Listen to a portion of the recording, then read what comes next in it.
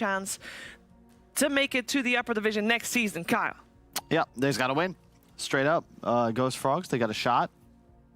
They got a shot at tiebreakers, I guess. They would have a tie with Level Up if Level Up lose their last series. Yeah, so Level Up is still playing up against Chicken Fighters and then Team Board, so that would allow for that. But yeah, for now, Ghost Frogs, they are a team that had kind of this breath of fresh air in this tail half of the season. They just picked up MTD in replacement of Boromir. Yeah. They did confirm in the interview that MTD will be basically with the team for the rest of DPC. And I think when they played up against Chicken Fighters, it was just a dominant showing. And that alone puts them in good stead against, you know, arguably the most likely undefeated team of lower division, which will be Viking. Yeah, and I don't think they're going to drop a game, to be honest. You mean Viking? Viking. Okay. You think they're going to be cruising? Yeah, I hope so. They got the names, right? They have some of the... remember when we looked at the rankings of the teams by their average rank on the MMR leaderboards? I think Viking was like top 5, including the Division 1 teams. That is true. And one of those high MMR players, I believe, is Boom. And Boom sat down with us earlier to talk about confidence. The back line, Shaz starting poking, Boom jumping forward immediately, trying to take down Gork fast enough. Is he going to be able to do it? Those questions stop coming out from KZ. They just cut Gork apart. Confidence is always very important. Well, obviously, then if you're confident, then you need to, then you're maybe going to be more motivated to like prove your point.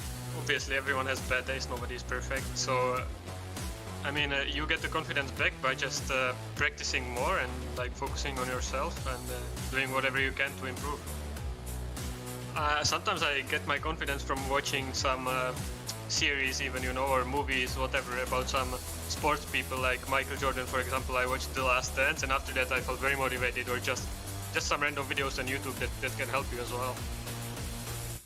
I think confidence in between us as players, it comes from just everybody's individual skill, and I think everybody is skilled enough, so I can believe in them, you know, put my trust in them every time.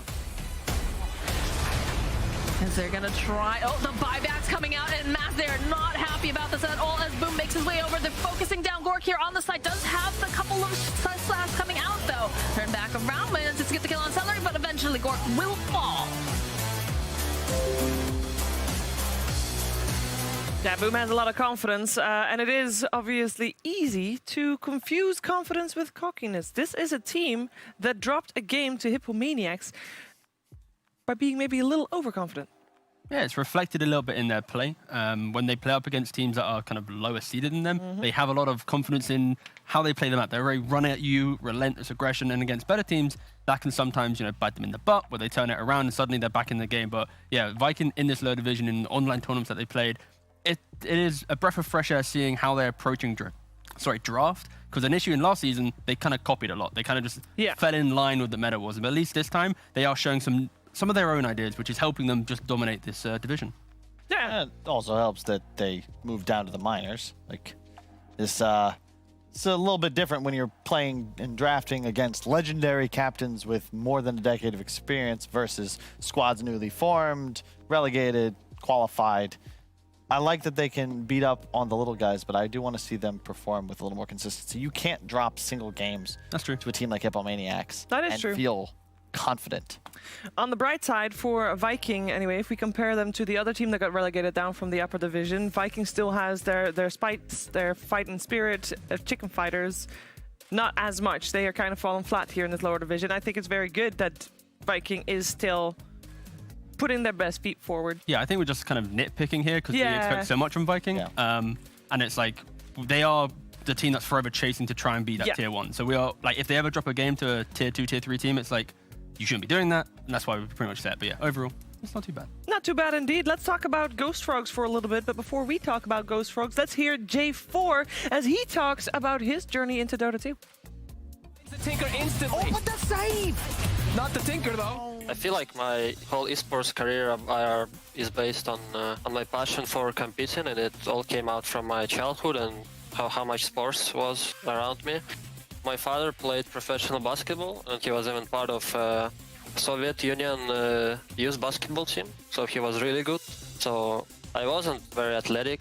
I had the wits to play basketball, but I didn't have the athleticism to do it, so that's kind of why I do what I do now for a living, because I love competing so much. As well, they're onto the monkey kick and they take him out. No, they jump over, but now the BKB coming away. They've got the control here. My family wasn't very supportive of me until it started bringing me some money. It was pretty hard, let's put it that way, especially in the beginning. Because, you know, the parents are always like, you should learn, you should study, get a job, like classic way. On a scout. Oh, nice scout. Supreme. But he's getting jumped himself. Supreme, he's dead without buyback. Now they're pretty supportive. Like, they even follow my matches, they try to follow. My mom is even scared to look at the results of my games. It's pretty funny. I bet it's nerve-wracking seeing your kid, just, you know, playing this video game. You just want him to do well. As a parent, I mean, that seems pretty nerve-wracking. I can't relate, but I can. Yeah, let's talk about the draft. Yeah. Oh, cats! Oh, and Kezi wearing his Chaos hoodie. Yeah, it is. It's Ghost fitting. Frogs, by the way, has been on quite the journey this season. I feel like they're this team that could have had a slot directly, right? Because a large portion, a couple of players, rather, could have had the slot of, I believe, Creepwave. Correct, yeah. And they said, no, we want to earn our slot there. That's what they said, T. Don't ruin the story there's so here. many, like, semantics But then they to played that. through the qualifiers, and they absolutely crushed it. And it has been looking very good. This team has a lot of potential, I think. No, they do. And honestly, I think this addition of MTD turns this team from being just kind of one that would exist within lower division to one that might have kind of like the level up story where they could ever string a good, you know, set of games together and maybe contend. Maybe not this season. It's going to be a much rougher road, but in future seasons to come. But yeah. I love the fact that, you know, Boromir, star player, but he fails to really find his footing when he last played on Mud Golems, when he looked, you know, dominant. There's something clearly a bit wrong there. But MTD, very active, very in there for Ace and Viking, picking up the Shadow Fiend. It's one of their best combos so far. Talk about confidence. Well, it's their #1 strategy they've run so far in the season. At the moment, yeah. They did the same thing against Chicken Fighters, and they crushed with it. Interesting. I don't even think I've seen Viking play this season. Like Then you've just not been paying attention. No, They I mean- played a no, lot of series. I mean worked while they were playing. Well, I know for a fact the first series of the entire season was a Level Up versus Viking, and the panel was me, you, and Moxie. So you're saying, okay, that was like 5 weeks ago. No, it was 4, but I'm saying that your memory is starting to suffer. Are you okay? Jeez, it's like 3 games a day Series. for weeks. Yeah, I remember. All right, well, you No comment. Sorry. just throw me under the bus. Don't worry about it. Easy. I can The tell you. I minus- can tell you which other series of them you've been a part of. Notes are cheating. You gotta show your work. Anyway, Snapfire, a lot of minus armor threat. This is, I don't want to call it a Division 2 draft, but it's reminding me a little bit of NA in a way, where teams focus all about the laning counters. What is the counter to SF 1v1 mid? For years and years, it's been a TA. Although it is a skill matchup, SF can certainly recover with the new Got first builds. notes. What? He's got notes. He had Is that allowed? I'm sure a single sheet of paper is acceptable. We saw Noto of at least 3,000 going into TI finals. We're fine. I think This we're is good. acceptable. But yeah, going for Ghost Frogs, you mentioned the idea of TA being the counter to SF. I think SF actually doesn't do terribly nowadays. It's not as like 90 to 10 as it used to be, but in regards, both teams have that aspect of minus armor. So one bad fight around the Roshan pit, either team will capitalize, and that's why I'm excited to see just kind of the vision game in this type of game where they have to think about every move they make. Roshan is always going to be quickly taken soon after. Yeah, I mean, both teams can really threaten Roche quite easily, Exactly. but I would agree. Slot RTA is born for it. And It's skirmishing dominance. You know, Slardar as an offlaner, it is so hard to pressure if you don't have some like dispel to deal with the the sprint, or you don't have some type of kill potential to at least run him down and kill him. But again, it's so hard. So they now have a TA who's going to do pretty well mid. You have an offlane that's already pretty hard to counter. So yeah, they're going to be in good stead to have just skirmishing prowess, and that's why I'd love to see Viking draft a couple more kind of defensive heroes that can punish the aggression Ghost Frogs need. be curious to see how the SF itemizes, because traditionally this would be the sort of game you'd like an early Manta, maybe an AC, but I've seen a lot more Spellcaster SF style. So the way that Viking plays it is full right click normally. He goes for like quick BKB, Dragon Lance, just full right click stuff, but some variation would be required, especially against the amount of right click coming out. Yeah, single target right An AC for sure. Like BKB, Dragonlance AC, that sounds pretty good. Hurricane Pike maybe if you want to be. I really like Manta. I really like Manta for the Dispel, and also you can juke the Meld Strike quite easily. And you rip through Refraction. So even with the BKB, TA can't trade as easily against you. Yeah, move speed's also pretty nice. Indeed. We'll see. Again, it's up to Boom. He's played it so many times. He's played so many different builds. This is a very big comfort pick. And it does stem from the fact that mid lane is so hard to punish nowadays because so much regen, but also cheap and effective. And yeah, it's pretty annoying to deal with. Mm-hmm. Both teams banning out a mix of cores and Rubik Wisp. They're just respecting bad. Milan right now. That's simply it. They know the threat of this potential like pos 4i with Slardar. Snapfire is a lane killer, but right now the heroes that would be the killing threat with a Snapfire, like a Jug, you can't pick into Slardar. So it's true. Does that mean that we're going to see Mirana with the next ban coming out from Viking? Because basically that's been looking like Milan's best hero. We actually had a lot of teams first phase banning Mirana against Ghost Frogs. Potentially that could be the case. Lina banned. banned, Okay, that's fine. Ban Lina. and Clockwork Pit. That's not for the souls, is it? Is that still works? But It does still work. I don't think good, that'll be. though. Yeah, I don't think that'll be the case. If they do that, why not? I Let's mean, see it's it not the come first back. time. All right, last time they had this exact draft, they also had a PA and a Omni Knight with it. Omni Knight's not bad here. Don't know about the PA, but Clock In regards to Viking? Yeah. Okay. So they go for the Mirana. Yep. Especially when Lina's banned out and Clockwork's picked, having the 4 that can just disconnect from cogs and just be annoying, it works its way in. Yep, there it is. I can hear it before it's picked. There's the Omni Knight. The Omni Knight. There is your answer to physical damage. There is your Dispel for the Slardar ultimate. And I Meld guess this Strike is removed as well. This is the main thing about the early TA pick is in some positions you could go for like the Invoker for Dispel. You have options, but when you've already shown your hand, it is pretty hard. And like you can't confidently pick like Enchantress here because that single target Dispel, it's going to feel uncomfortable playing into quick BKBs. What about Oracle? You know what? They should go just a casual Troll. Get the Ags in the play. True. That I think could be pretty good. That could be pretty good. I'd agree. Natural BKB buyer as well. Pretty strong in the lane. Clock can't really do anything. The draft of J4 gets last pick for his own pos 5. That's a dream. How often does that happen, Carl? Yeah, never. You kidding me? You know how hard it is to early pick cores with NA players? Yeah. We'd have fights. We'd have to rock, paper, scissors to see who would get last pick. And somehow you just always lose. It's like they're just in your head. Okay, they go for Monkey. The comfort for Crystallis. Yeah. We heard this in an interview. We questioned why were they looking for Monkey King as an option, and it was simply Crystallis. It's his favorite hero. He just when he's in, backs against the wall and he just wants to get one, go for the casual Monkey. And he won that game. Yep. Still opening up the last pick for the 5 position. Yeah. Some type of laning pressure. I'd like them to lean towards, just double down.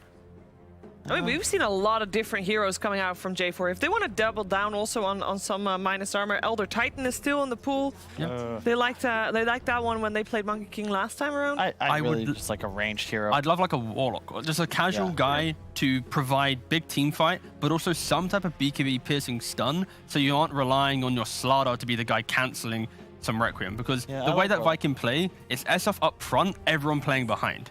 And if he ever steps his face up and has BKB, you blow him up.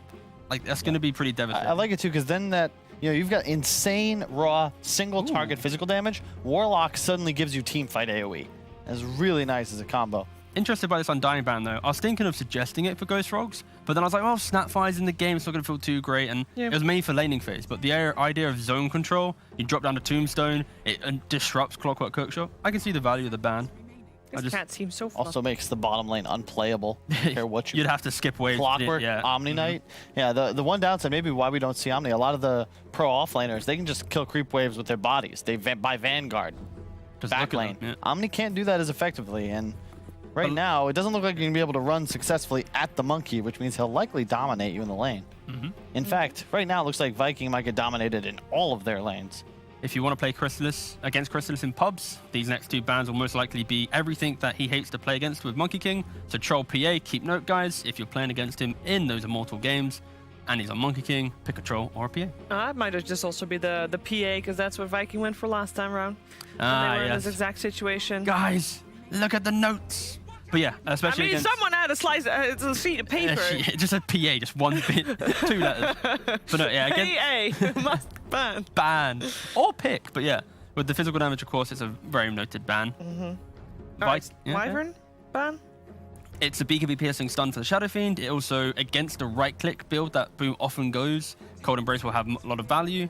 And when you have Omni Knight as your offlane, you don't really have this kind of mixed damage. You rely heavily on someone else, and what do they go? They just go for an AA. Okay. Yeah. If Boom ever pokes his head up to be that aggressive, confident mid that he often, tries to emulate, he can get blown up pretty quickly. You pick PL here, right? Some Illusion Core for sure for Viking is the answer. I actually wouldn't mind a CK. It's pretty nasty here, although a little weak against a Monkey King Wukong's. AA is nice just because, makes the Omni a little annoyed. Why not just like a casual Razor? Yeah. A casual lad for the laning phase. Too much burst damage. You don't really win the lane super hard, or at least not hard enough, I think, to justify it. And it's not as if you're going to be able to go toe-to-toe with Slardar, Monkey King, and TA. I'm just thinking the way that they normally play around Shadow Fiend, like they need something to give a bit more. They need a lane to be like, we have to deal with this. And right now they have nothing. PL. I think they're just on the too much of a farming game there. Okay. They'll lose their side lanes. Retreat to jungle. Shadow Fiend won't apply pressure. Omni's enabling. Like they need someone who's like, look at me and deal with me, and then suddenly Shadow Fiend comes into the game. Carry Omni Knight, pick Bat Rider. Let's not do that. What happens? What if it happens, Shiva? I don't think it will happen. You don't think it will happen? Carl No. thinks it will happen. Who's smarter? Find out. Carl suggesting 1 hero, or Shiva suggesting 109 other heroes. Hey! And it's me. Go me. Go High five, you. Kyle. I did it loud enough so maybe people heard. Maybe people heard. But the Razor picked up by Viking. We've seen Razor. I think like that's been the trending hero of the day already, and successfully so. It's won a lot of games. Yeah, it's someone to at least play around, and it gives them some presence in side lanes. That's the key thing. When you have Omni off lane, you need people to go in front and make things happen. And if you have farmers, it's going to be a bit difficult. But yeah, I like Ghost Frogs and kind of the general idea of their lineup. When they get this Aegis, it'll be disruptive. But if they ever have an initiation where they miss that jump, or they don't jump the same guy cleanly, that's when the Clockwork, the Omni, the Snapfire, these heroes will just completely dismantle the type of initiation because they have disruptive movement spells. So yeah, I like Vikings draft a lot, but I can give merit to Ghost Frog's desire to run them over with a quick Aegis. I think it just depends on the pacing that they're able to get to. How well do these lanes go for Ghost Frogs? They could take a Roche in 10 minutes if all goes well. Yeah. I've seen TAs run away with games like this, but Viking, they have the Razor, they'll have early BKBs. Will that be enough to outlast? They should also outscale. In theory, itemization is going to be very important. Against Slardar, buy armor. It's the rule. So you both are thinking Vikings and take game 1? I just think, execution comes down to it, and Viking, of course, is a little bit ahead in that department. Yeah, And they on just paper, have definitely. Yeah, I think Boom just looks so confident on this hero, and like he spoke in his interview about confidence, and He this is the hero did. he is so confident on. Shadow so. Fiend first phase pick. We don't see that every day, and there's a reason Viking has been able to go back to it time and time again and actually won with it as well. Well, what will happen in this game 1? We cannot tell you. You have to experience it for yourself. And what better way to experience it than with the lovely voices of Odie Pixel and BSJ in your ears? Thank you very much, GVS. Game 1 here of Ghost Frogs versus Viking. Brian, what do you make of the lineups as we have for the panel? You know, this is some very similar stuff from Viking from what we've seen from them before. Ghost Frogs, on the other hand, also looking rather good. Yeah, this is signature Viking. The Omni Knight SF. First time I saw them do this, that was like, I saw teams do this, was maybe 2015, 2016. This is a throwback. I haven't seen it in like the 3-4 years, but they've already tried it. I'm really looking forward to not having it against me in my games, because if you guys have ever been right-clicked down by like a Dragonlance Daedalus SF, it is quite frightening. And even though you have this Razor as a carry, it's kind of what I would consider an underwhelming position 1. That's the nice part about the SF pick, is because it's more of a right-clicking carry-esque mid, I'll assume he'll go for that type of build. You can take a little bit of that carry late-game pressure off of your 1 position. Yeah, well, we saw the strong stuff here before from Viking. And then on the side of Ghost Frogs, I mean, a lot of it sort of fits together quite nicely when you look at their lineup right there. It makes sense. You know, they've got the setup, the starter, follow-up from the Mirana or the AA. And when it comes to just getting in the punches, it's a lot of physical damage from Ghost Frogs. Yeah, I think a lot of the responsibility of team fights actually falls on Aramis this game because they have such a combo-based lineup on Ghost Frogs. Slardar into a Boundless Strike, into an Arrow, into the AA Blast. Everything feeds off of another spell, so if he can be disruptive, that's the idea of this Clockwork pick. Get into the fray, draw some attention to yourself, cog some people away. If he breaks their initial combo, I see no problem with Viking GG being able to win every single engagement. So we'll see if it ends up going that way. We're going to see here to start things off. They are prepared as Viking.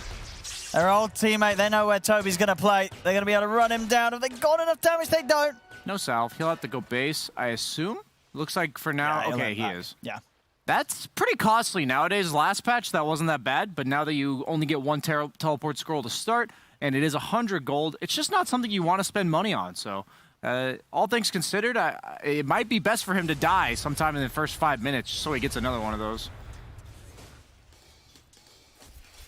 Is he going to come out to a different lane then? Nah. Oh. I think he's not heading straight back top. Is he walking top?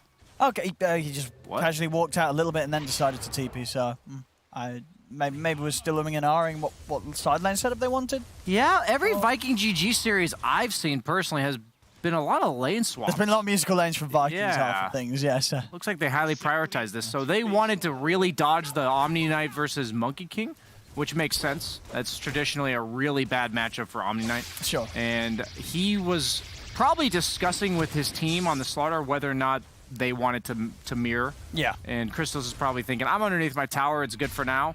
They might end up swapping in the future, but because he TP'd top on Toby, they're glued in for now. Oh, there we have it, yeah. I mean, this is what we wanted for the memes, though, of course, when it's Toby versus Kezu. You know, the real chance to duke it out here between the two offlaners.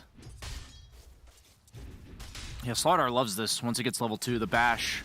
Pretty much get every single CS with the double damage. Pretty insane buff to the hero. Oh, Kezu? Gonna get chased down now because he's obligated to walk to that creep wave there. Sure. I mean... Bonk. This feels so bad against Slardar. Yeah, he's you allowed just to get hit beaten away from your creep wave. Yeah, now there's a what'd you do? Radiant creep wave coming into his tier 1, so he might even have to TP on Kezu just to get there. Yeah, but how do you TP under the nose of a Slardar? Well, you're gonna have get under the to tower. do it underneath the tower. That's a lot of mana that he had to use on Kezu. Like, Omni Knight does not have a lot of mana to spare early game, and it's also that 100 gold that we are so concerned about Slardar using originally. I'd say so far this is going great top lane for Ghost Frogs. Yeah, and then down bottom at the moment, we've got Chrysalis, 8 CS against this Razor lane. I mean, this lane, you should expect, right, Viking to be able to shut down the Monkey King, right? Even farm is not good enough. You have this Razor for a reason, and that's to smash him early in the lane. Yeah, that's what I'm a bit concerned about. I don't think Razor's an amazing lane dominator level 1 and 2. It's really the level 2 static link that makes a big deal. Okay. We'll see them make an attempt onto Chrysalis with a cookie combo. They'll bring him low. Has he got the movement speed to get away from this? I think he might. He's out. He did go first item boots. Really smart against the Razor, but how long is he going to get chased for? They both have boots. He's 5 movement speed faster on Aramis. Oh, batch yourself up in a second, but it's just fast enough. As you said, with the early boots in this lane, it will save Chrysalis. Get him out there. He's going to have to spend quite a bit of time walking all the way back to base and returning to the lane. J4, of course, will pick up some XP whilst he's away. Out of all the carries in the game, I really don't mind Monkey King having a bad start, especially with the lineup they have. TA, you want her to have her own little world, nobody messing with her. So Clockwork's going to start doing that, it looks like, but up until this point, she's had complete free reign, top of the CS by a large margin. And then also Slardar, we saw him having a really good start. Monkey King's going to have time to recover. TA will make space much earlier on in this game. I didn't like TA last patch. Mid lane didn't have nearly as much time to farm, but with all the way the bottles and runes are working now, most mid laners farm for the first 8 to 10 minutes. SF's probably not going to rotate early either. I'm just imagining a game where Monkey King will have a lot of space come 8 to 15 minutes to pick up where for all the early game inefficiency he's had to deal with because of this Razor.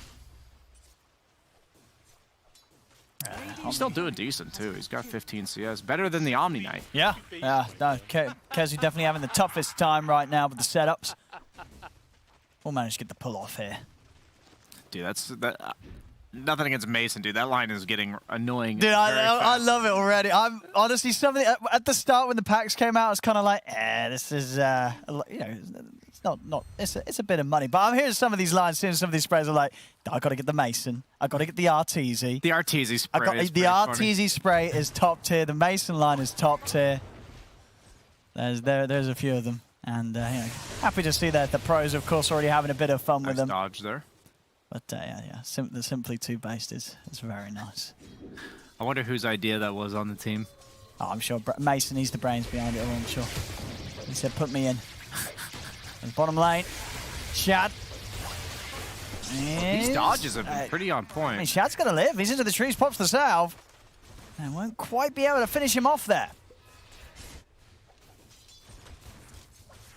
Yeah, the Boots win late's not going too badly for Crystallis, though. No, I think he could definitely be having a tougher time with the setup that he was given. Thing is, I think Clock now feels obligated to protect his SF now that TA is level 6. Yeah. Traps plus any roaming Mirana will be enough to kill him. So because Clockwork's kind of glued to the middle area, that means Monkey King's not under any kill threat. Yes, it's annoying. He's going to get linked. He's not going to have all the free farm he wants. But we saw what happened earlier, getting chased to base. I don't think that's going to happen anymore. Oh, Stacks coming out as well. Very nice. MTD will be happy with that. Rune is bottom, unlucky for the TA. Illusion, not actually kind of a big deal against TA. It lets you get rid of that trap. Sure. Did use it straight away, but... Well, never mind. It gives them some new bottle charges. But I know what you mean, yeah. Sometimes against these certain mids that are going to set up on you like that, it can be nice to hold. Obviously, instantly popping it. It's going to speed up the farm a bit, split it up. Push the lane out. And passive start. I mean, 6 minutes in, nobody yet to die. A 1k lead for gfrogs. They're the ones reveling in this opener. And, you know, dare I say, you know, with their lineup, and say, especially the fact that there was that Razor matchup, and it hasn't gone too bad for the melee core that was playing against it, and gfrogs probably going to be quite happy with this first 6 minutes. Yeah, there's a lot of experience-based damage coming, or I'd say impact coming out from Viking GG. Okay. And there's a lot of small items that make the Ghost Frogs lineup accelerate quite quickly. So I think this game's gonna pick up the pace in the next 3 to 4 minutes, and it's gonna be from zero to full. Really, you're going 0 to 100 real quick. And who's going to be bringing sort of that momentum first? Do you think? Which team is going to push it more? I think it's going to be Slardar that's going to be starting it, and it's going to be on the Clockwork to counterplay it. But honestly, with Slardar, you're very content just farming for like the first 12 to 15 minutes because you don't end up farming very often. You're a hero that's an insane threat off map as the game goes on, and so because you don't want to show yourself, you end up really falling off and farm later. So you got to get most of your farming job done in the early game. We'll see this jump air aggression from Crystallis and Milan onto Celery, and they'll take him down. First blood finally goes the way of gfrogs as they strike on the bottom lane, and a good eye for it as well there. Was rather close to his tower, but they knew they could chase and burst him just in time. Something I didn't really consider about the entire draft is that, yes, Viking responded defensively to the arrow combo and the overall stun lock, but this Mirana can go wherever the hell he wants. Like, how does he die? Like, whenever he has 1 or 2 leap charges, who kills him? Absolutely. No, like, even if you hook him, what's the combo? Where's the follow-up? You're going to need to basically work your way towards ignoring this guy, and that's your inevitable game plan. I don't know. I'm starting to like Viking GG's draft a bit less after I think about it. Slardar is similar to Mirana, where, yeah, maybe he can get locked in the cogs, but other than that, he's a movement speed, mobility-based, like that's his entire kit for survivability. How do you block these guys down? You have Razor SF Omni Course. Yeah. Might be a little bit too all in on the counter pick and defensive aspect of the draft. I mean, and draft-wise, I think it's understandable to see that because, you know, as we know, Viking, they have run an incredibly similar draft. 4 of the 5 same heroes. You would imagine gfrogs coming into this series, you know, they would have been doing their research. They would have prepared, and just as the panel saw, you know, like 3 heroes, and they know the sort of direction that Viking's going, and they can address that. And perhaps they have done so here, as so far looking like a good start for gfrogs. I think they're getting out-greeted. It's basically what's happening here. Monkey King is not excited about what's happening to him, but he's okay. He's got phase living boots, through it. You know, Windlace. He's got a Slardar. His damage output's going to be decent no matter what happens. Yeah. I mean, with the progress that he's had, you know, if that was you and you had been playing this lane against this Razor Snapfire and you're at this stage of the game right now, you'd be happy with the outcome, right? If I look at my TA's levels and I look at the fact that my offlane Slardar is level 8, free farming, I would be very content with what I currently have as that Monkey King. As a carry, the worst thing that can happen is when you're having the game that he's having and then you look at your mid and he's down by 3 levels. And you're like, oh, God. Oh, the Clockwork. I forgot about that. I think the Cogs have 0 armor. I'm going to have to check that. Oh, is that? Yeah. With how that works with the side blades. I mean, I didn't even realize you side blade off cogs. There you go, learning new things every day. Yeah, I've seen that before, but I forgot. You know, it's one of those mechanics that you don't encounter too often. Wow, well, there you go. I mean, that certainly does the job. We'll see that again here. And look at that damage straight off the cogs. I'm pretty sure it's pure damage. Like, because there's 0 armor. Sure, but the side blades are pure damage anyway, right? No, it's pure damage based on how much damage you did to the primary target. So, like, if the primary target has 30 armor, so you're not doing all that much damage to the person behind. But if it's, as you said, a target that's effectively working at 0 armor, it is going to amp it up even more. Yeah, well, we saw that right there. Very nicely done. So he already has the blink up on MTD. TA, nigh unkillable as well now. Like, yeah, you can hook her, but unless you manage to bring down the refraction charges in the duration of the stun, he'll just blink out. Sure, which is, you don't have a lot of means to do that, right? You don't have any sort of heavy dots that you can throw on the TA this game. Yeah, you'll have to, like, hit him with a Snapfire ulti at the same time or something. I think he's about to get evaporated here on Celery. See, and they'll even be able to pick up his courier as well. So, the courier, a kill. Of course, all this space and this whole little world that Slardar's been living on the top lane, you know, Toby's got the blink done. 11 minutes in, he's ready to go. They've got that jump. This is, yes, so far, incredibly smooth sailing for Ghost Frogs. As double blink. They got a 4K lead here, 11 minutes in, as Viking just yet to really do anything. Aramis, he's looking pretty dead. Who needs setup when you just see him coming up the hill through a ward? The whole map is theirs right now. Look at the way Viking GG has to play. They're underneath towers. They're stuck in their triangle right now. Okay, you see this Mirana. He's just yoinking your bounty rune and he's out. Leaping away. Doesn't even need to use all the leaps. Still got a spare charge. And he's got an Ocean Heart, so he's like, just bathe me, water. Bathe me. Ocean Heart does feel rather nice when you're sort of roaming here. So much. I mean, it was already kind of tasty, but what's it now? Like 10 HP and 5 mana? Yep, 10 and 5. Yeah. When it came out, I think it was like 2 and 4 or 3 and 6, something like that. It was a lot lower. It's a very nice one to have for these heroes that are making their way up and down the map consistently, like Mirana. Yeah, now I'm really... It's like you see the bigger picture of how both drafts are playing out. I don't think you try to outgreed a TA, man. It's like they went for this outgreed play where they don't have all that much playmaking potential on Viking. But then they also picked a Razor. Sure. Like, you feel like this draft, that Razor finisher did determine the way that they were going to play overall quite significantly. Like, you could have gone with something completely different, something greedy, and the draft would have still worked and allowed you to play in a different way. It would have let the ball be in Ghost Frog's court where they had to get something done. I mean, look at they're kind of just playing their own game. They're just ignoring Viking. They're going to go maybe for the snipe, but they're going to be too late. Yeah, 13-minute Roshan inbound here for Ghost Frogs. There we have it. As, I mean, this is, well, look at that. The Nana record. Anan. There we go. We saw nothing. 2020 average time, 40.02 previous record, but there we have it. The new record. A new record. 13 minutes and 19 seconds here.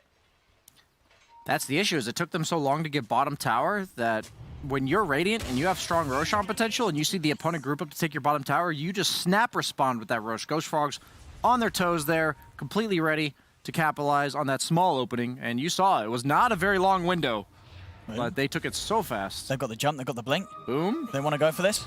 They do. Straight in. Arrow follow-up as well. Everything down on a Boom. They'll be able to get him out to the side of the cookie. They even pop the ult. Doing everything they can to get Boom out of there. Now with the Wukong's down though, Shad's got to be a little careful. Will manage to get out of it. Aramis, he's going to go in deep with the control onto the TA. The TA's going to get taken down the watch. They look to run down Milan, but Milan's still got leaps at the ready. He's up to the high ground, turns towards Aramis, jumping from MTD. They bring down Aramis. Another jump here, Toby. In with the crush. The Requiem starts to push back. The TA, have they got the damage? They do. They'll bring down MTD. As Viking finally able to get themselves their first kill on the board. They'll get another here as well as J4 cannot run. Milan jumps back in to get the kill, but he'll give up his life for it. As Boom, he'll be the man getting the cleanup here as he picks up a triple kill. Okay, Ghost Frogs, if I was your coach right now and I was allowed to talk to you, I would say, guys, this is the only thing their lineup can do. They have Omni SF. They have no playmaking potential. They can only counterplay you. Don't go this deep.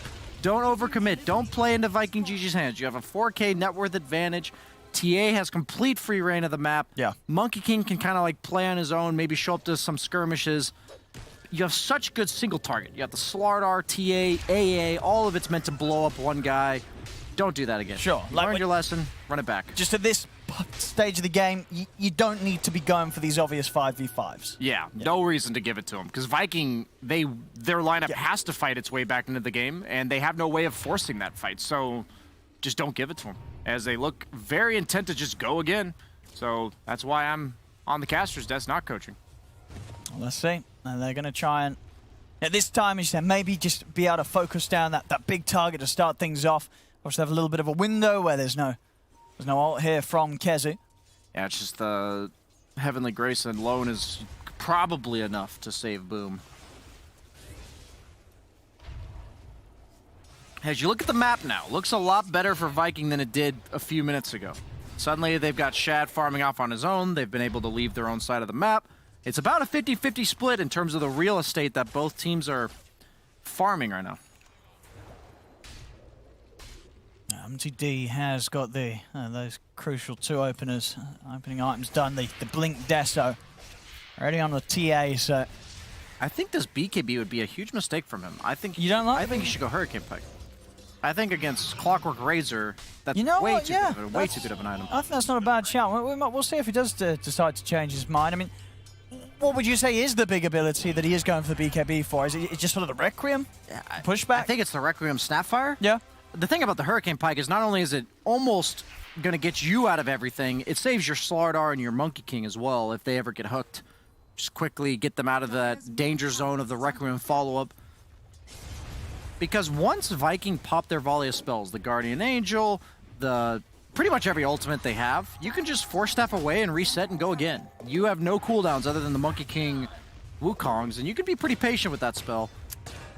Yeah, and you feel like if you have a BKB and you commit BKB and then the GA comes out, you can back off, but then your BKB's on cooldown. Yeah, exactly.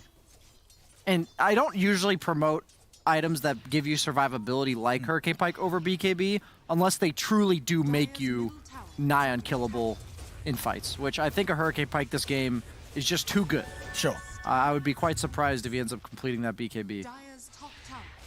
But he's already gone for the Ogre Club. Technically, it still could be a Dragonlance. He still could. Yeah, well, we'll see. We'll see what way MTD wants to go this game. He has the Grove Bow as well as the level 10 talent, so he's already attacking from quite far. And they're getting away with this tier 2 for now. We'll see Viking. They do smoke and head up to this area. They'll be able to stick around, get the tower, and by the looks of it, get out. Viking won't be able to catch them in time. We see the build as well for the Monkey King. I mean, Chrysalis, this game, do you like this full aggro? Going for the Diffusal Blade, as we are seeing some of these more aggressive Monkey King carries liking to prioritize. Yeah, I've been down for it. I've been trying it on like Troll Warlords and Ursa's Diffusal Blade. In a game where you're not the late game carry, it feels really nice. And what I mean by the late game carry, it's like, yes, you're expected to have high impact later on in the game as a Monkey King, but the TA, look at the net worth, right? He's the one. So Diffusal is a great enabling item. It makes it really hard for the opponent to fight. And we saw what a Diffusal can do against these really beefy lineups that are meant to take longer fights. A TI with the Gyro against the Bristol. It's a similar idea with the Omni SF. It's like, yeah, maybe the Omni ends up saving his teammates or himself, but if you burn all their mana, it doesn't really help all that much if they're still alive.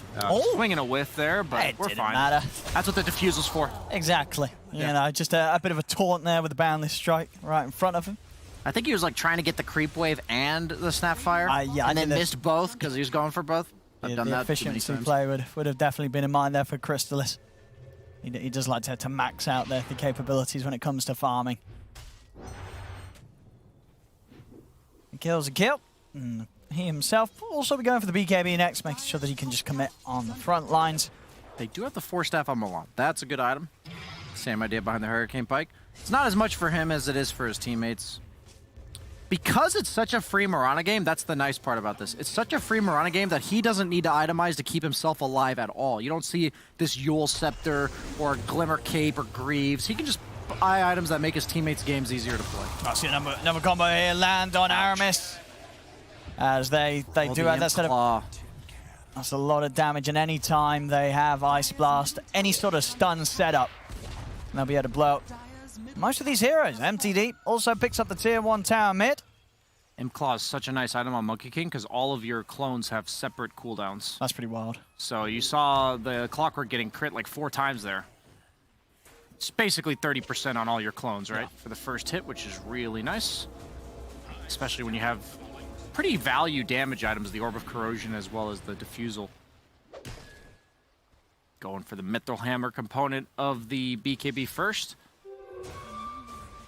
What feels so nice about having somebody else be the carry when you're Monkey King is that you never really have to go in, so you can completely play up around your Boundless Strike and your ultimate. So notice how he's not building to survive with all of his items, he's building to have those be the most impactful use of spells in the fight. And it's a lot of a contribution for casually throwing out 2 spells in a fight compared to most other heroes in the game. BKB on Razor. This is your 10th pick Razor going first item BKB. That can't feel good. I mean, I guess his job in the fight is just to sort of survive and get a full link off. But you feel that even with this BKB, I guess you're not super safe, right? It's a lot of physical. You will probably die. You're against Slardar, and you're also against AA. So even if you're BKB'd, he's gonna pop BKB. He doesn't want to go on Toby until... Yeah, oh my god, the damage. He's not going to get the chance to pop it. As Shad gets taken out, they do catch MTD over to the side, and that BKB ain't going to save him at all. You know what would have saved him there? I knew you were going to be straight in there, Brian. What would have saved him there, Brian, instead? Hurricane Pike would have saved him right there, Owen. As it turns out that having a BKB when you're just getting cogged, and that's the only way they can keep you locked down, is maybe less impactful than a 4-staff. I think he might be realizing that after that move. As, I mean, with this BKB, he just has to be super careful about the clock. To be honest, I don't play TA very well, so I'm just confused. I just know Clockwork Razor are hard countered by 4-staffs. You're breaking the link, which is pretty much Razor's entire impact in a fight. And once the clock hook cogs, that's most of his impact. Yeah, and that sort of trade, just not going to feel great for gfrogs. Sure, you killed this Razor, but you're losing your TA, and that's always going to hurt. TA is one of the most punishing heroes in the entire game to die on. But the net worth lead didn't really stagger at all, so they have 3 BKBs being built on gfrogs. It's so weird to me. I have such a different vision of this game than they have. You can just start a fight and leave against Viking. You can just start it and leave whenever you want. All of your heroes can just get out. Sure, and you're doing that with the intention of getting like the GAUs, the BKB pop. Force a reaction and disengage. And yet they have this like all-in commitment, which I just don't think, but they're all on the same page, so I can respect that. Like, the whole team's building around the same plan, so whether or not it's what I think is correct, they are on the same pitch, which is good. Rather have 5 people doing the same thing than having 3 people doing one right thing, quote unquote, and 2 people doing the other.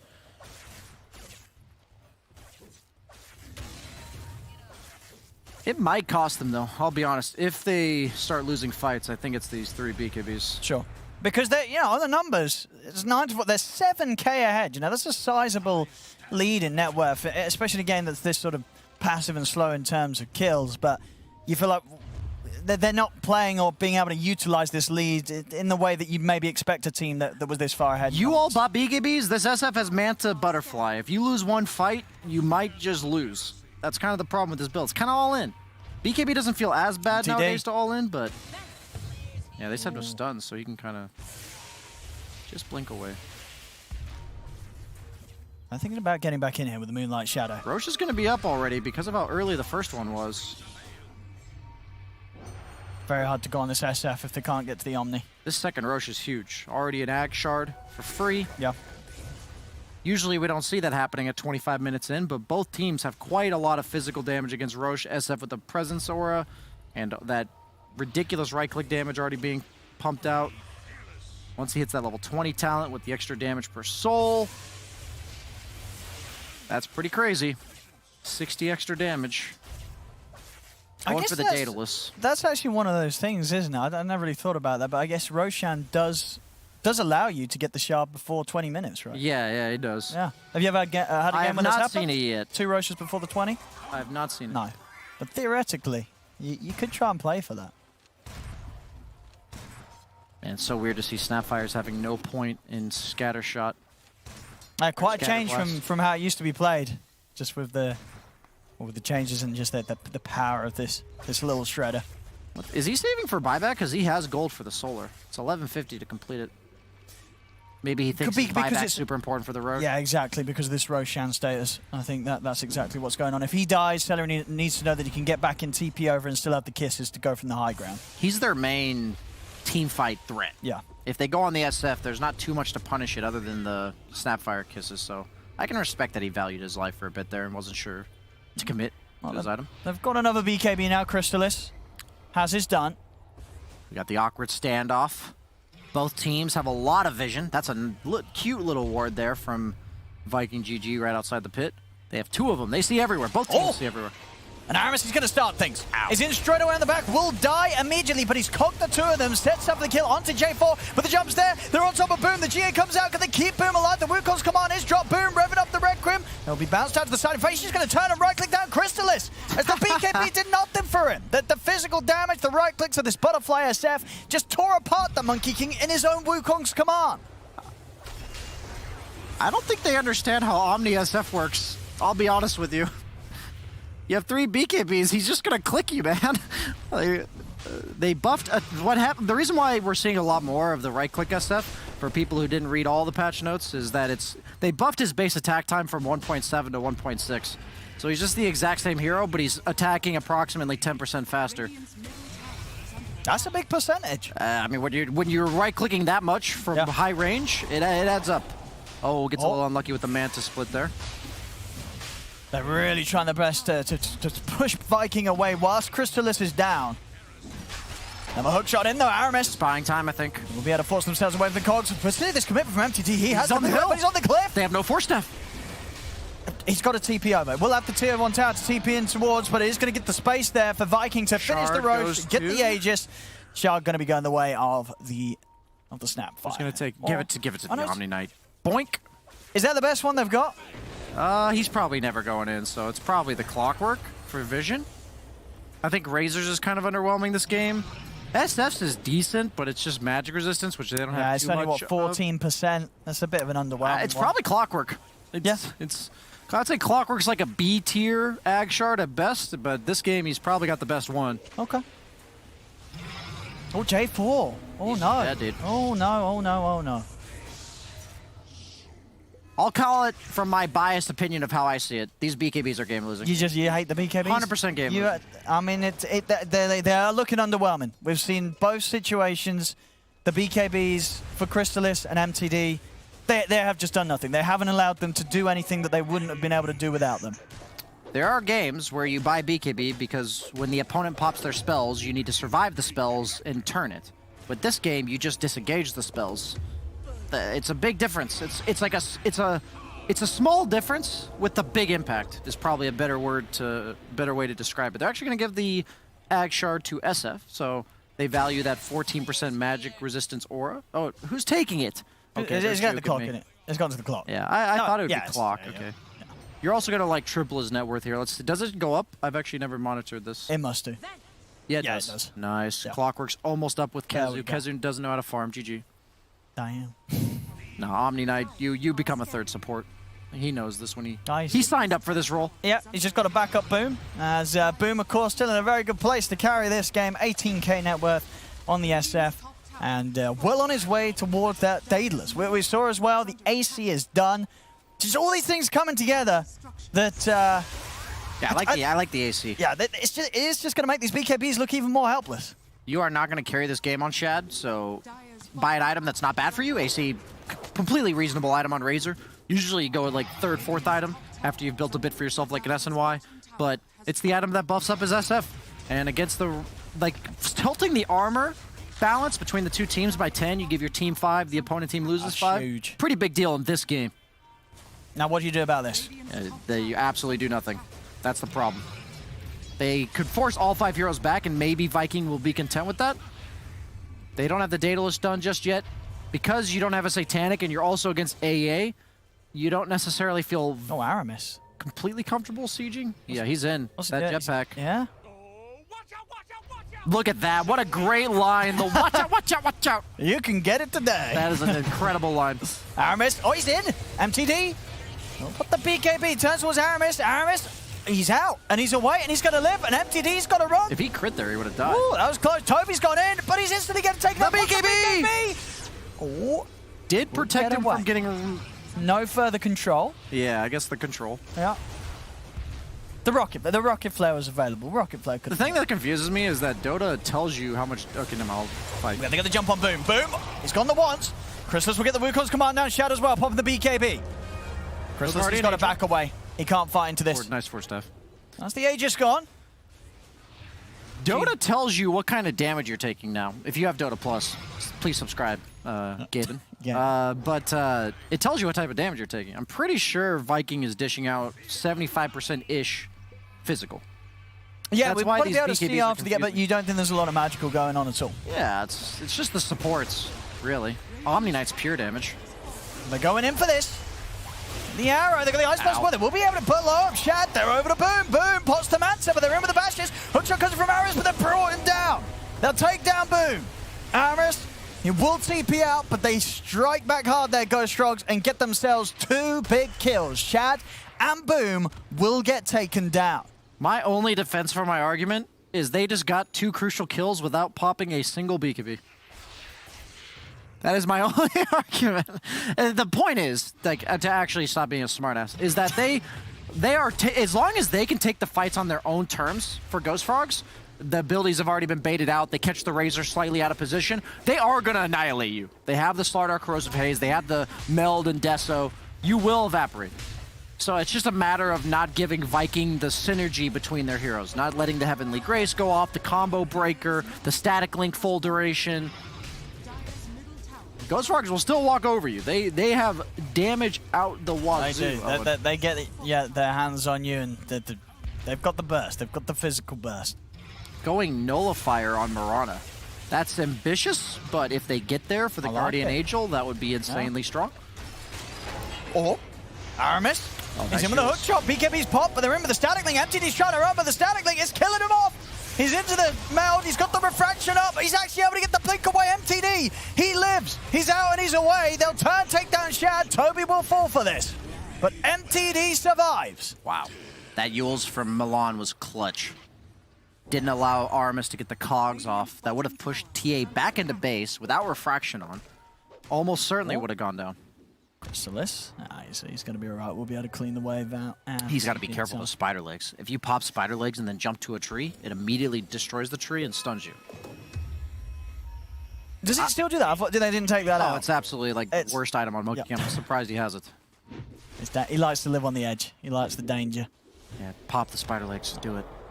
I mean, if we see that, I'm sure he won't. You know, It's actually really weird that he's holding on to it because he's not using them. Spider legs is an item that if I have it, it's because I want to be spamming that active. Maybe he's okay. I actually take me out. Nice. No, take me out or hear me out. He's doing it 100% for cogs. If he ever gets hooked, he wants to that's the very spider true. legs out of the cogs. Nice. Never turn mind. here. Makes Aramis sense there. tries Makes to sense. get in. Kisses are coming out. Oh, one more hit. It's not even needed. J4. He's going to dodge the damage over time. So they get the trade. I got to make sure I pay Palkezu after this game because I coached Arkosh to victory last night. I am getting part of their proceeds. Yeah. Nice. And Kezu's certainly a fan. Thank you, Kezu. I'll remember this when I'm thinking about who I'm going to host with my next stream. As it'll look a lot better if you guys win, so maybe a bit of bias from your caster here. Oh, let's see. Satanic's going to be coming up next for Boom. the AA Blast is going to be crucial once that comes out, because before they can bring him down, but if they don't have the AA Blast after the Satanic, I believe he'll be able to stand his ground, because before the Slardar 25, it is another Dispel. So now, once he pops the Manta and the Heavenly Grace, they can get the amp on him, but that Satanic will remove it again. Slardar level 25 talent, probably one of the most influential level 25 talents in all of them. It's a pretty crazy one. Both smoked. What? That's going to Dispel on Boom. They're being careful, Viking, but there's a set of Boundless.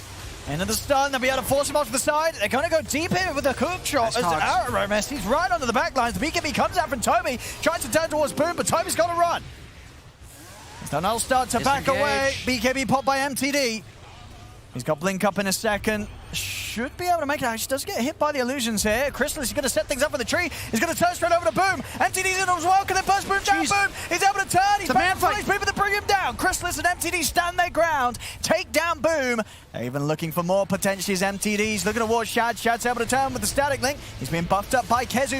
A buyback will come out from Boom. Toby is in with the 3-man crush, but they've lost MTD. Toby will also die there for his efforts to try and take down Shad. It's Crystalis. He's pretty deep. The hook just got him, Aramis! He's found the catch. And just like that, you know, gfrogs, they really were starting to find their footing again, but they lose 4 of them. A 3k gold swing at least there, and almost an 8k XP swing off the back of that fight, back in favor of Viking. That might have been one of the funniest fights I've seen in a while, because both teams have insanely good counterplay, but not the most reliable initiation, since both teams have a bunch of 4-stabs now. Whoever was chasing the other died. Did you notice that? It kind of did work like that, yeah. Like, Vikings like, okay, we pop GA, run at him, and then SF gets bursted, buys back, they chase after the Razor, they all die. It's pretty funny. I actually think both teams have to be much more careful about how much they pursue into the other team's counter initiation, because both teams have such high damage output in such a low amount of time. As we're going to see here, overextending a bit, I think, from gfrogs as they got a little excited after bursting down the SF. Yeah, just couldn't quite get Shad there. Both MTD and Toby really committing to try and bring down the Razor, but they couldn't quite get the job done. He bought back on Boom, so he has to be very careful. They're going to be content to back up now that everyone on the side of gfrogs has respawned. Satanic 1,000 gold off. Forgot how much they made Reaver cheaper. Also got the Lotus now done on Kezu, so something else for him to be able to throw out on Shad or Boom. Trickster Cloak. And that Nullifier's getting close for Milan. Okay, Leveler. That is an insane item here. 5 armor now that they added to that item. Very impactful this game specifically. Probably give it to the SF. Why not attack? Yes, he already has it. Yeah. Oh, Accelerate. He has buyback. Immediately buys back. Knows that they do Roshan in like 2 seconds. Yeah, they want to contest this. He can't wait to see if the opponent's Roshan. It's going to be so quick. Whoever gets their hands on Roshan. They're thinking about it. It's going to go so quickly. They got to go. I mean, Vikings not. There's no chance they're not getting here in time at all. It's just far too fast here. As gfrogs take it down very easily. Refresher Shard, Cheese, and Aegis is theirs. That might have been the most improbable Aegis last hit I've ever seen snipe there for Clockwork. He almost got it. That would have been hype. It would have been. We've had some good snatches and steals here in the league, but they just do it so fast. Yeah. Right here, the flare. Oh. The funny thing is that's like 1 hit from TA. Yeah, it is with the amount of physical. Spell Prism. Who does that go to? Omni Knight? I think the Omni Knight. Or yeah. Probably Omni. Probably Omni. It could go Clockwork, honestly. I think Omni spells it. What's Omni carrying at the moment? What's Kezu got at the moment? I didn't see what he had before, but yeah. Clock's got the time this relic, so he's also happy. He's got a lot of items. He's happy. On Omni Knight. Even the Soaring Phase Boots don't mind having that extra bit of cooldown reduction. Oh, here we go. Next fight, Milan. He's got the Nullifier done, so we'll see how much that helps them be able to take down that target without the concern of some of the saves being able to come through from Kezu. I'm keeping an eye on Toby. If he gets level 25, I'm pretty sure this game's over. Well, you rate it that highly? They are so reliant on their dispels on Viking. They've got Manta Satanic on SF. They've got the Heavenly Grace. They've got the BKBs. Like, they are all about removing that Corrosive Haze. And you see what happens to the SF when he tried to fight the Monkey King underneath Corrosive Haze. Like, he just... You turn into paper, man. It's crazy. He has 43 armor with the Solar Crest on and the Leveler. But once he gets Corrosive Haze, that 43 turns into a measly 19. Then you're looking at the Orb of Corrosion, 16. You're looking at the Deso and the Meld Strike. That puts you at, because of the talent from TA, you go from 43 to -2. That's pretty wild. And against this sort of lineup where pretty much everyone's going to be right-clicking you down. Yeah. That's pretty wild. He's banking on standing his ground. That's what Omni SF's all about. But did you take into account the ACs there? Both teams have one. I guess, yeah, that's true. So let's just assume they cancel out. Yeah. Slardar did complete his. That level 25 talent from TA. It's pretty big 8 refraction instances. Didn't that used to be 3? It did. Pretty sure that used to be one of those 3. ones that it had to be changed. Well, had to, you know, because the bash was just too good. Bash I think used to be 2 seconds as well. It did. Bash got nerfed to the refraction. That's crazy how much they've tried to balance that one out. Probably tipped it a little bit too far in favor of the refraction instances. 14. That's crazy. Very good this game as well. Yeah, a lot of just the kisses damage over. Everything else is very much instant spaced. Low amount of instances, high amount of damage per instance. Very good here. Smokes up from both teams. Oh, hook shot straight into the neutral. Who put that neutral camp there? Oh no! As Aramis, he is away with the jetpack. He'll be able to get out of there. They turn on towards Toby. Static Link going. Shad trying to chase down, but the Wukong's command is out. Nice. They'll split, wait out the ult. Yep, both teams got to be careful when the other team pops their team fight ultimate. And Chrysalis actually having to pop his BKB. He's a little concerned of any further follow-up. I think he knows if a fight occurs, he's going to have to pop that Refresher Shard for his ulti anyway. Sure. So that's why he puts his BKB and ultimate on the same cooldown. It's more of a, just in case. Last thing I want to do is die like an idiot here. I've been there, done that. Oh yeah, we all have.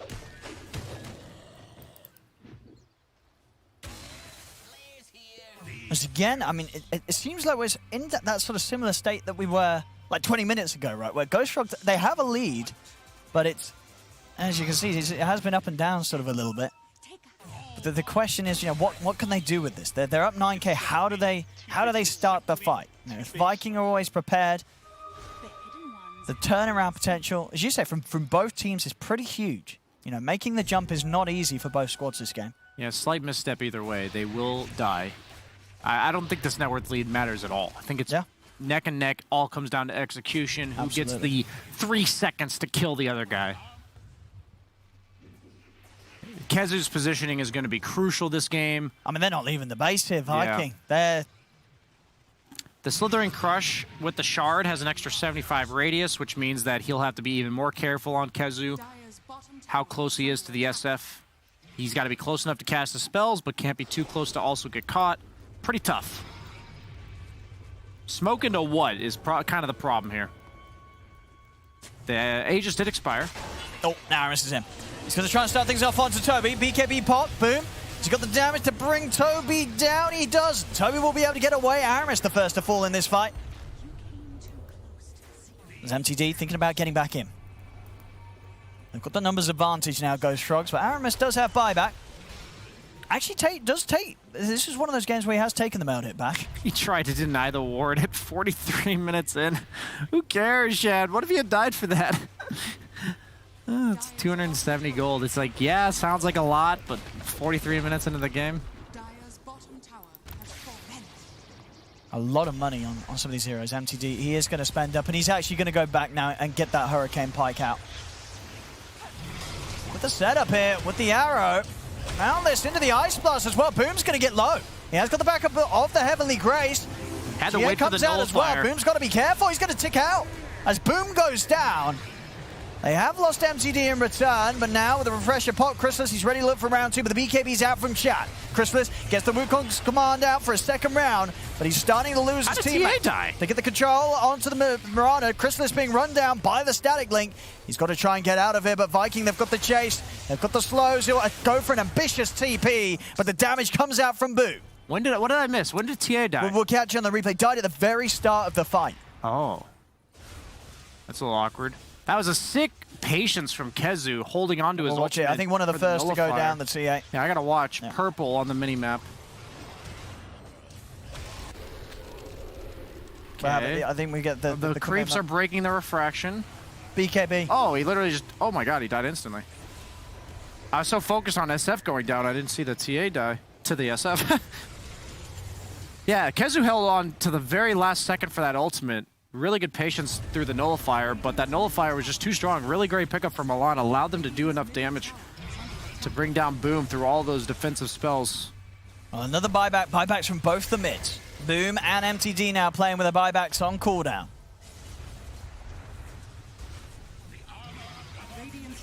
They've got a leveler on SF. This base is going to melt.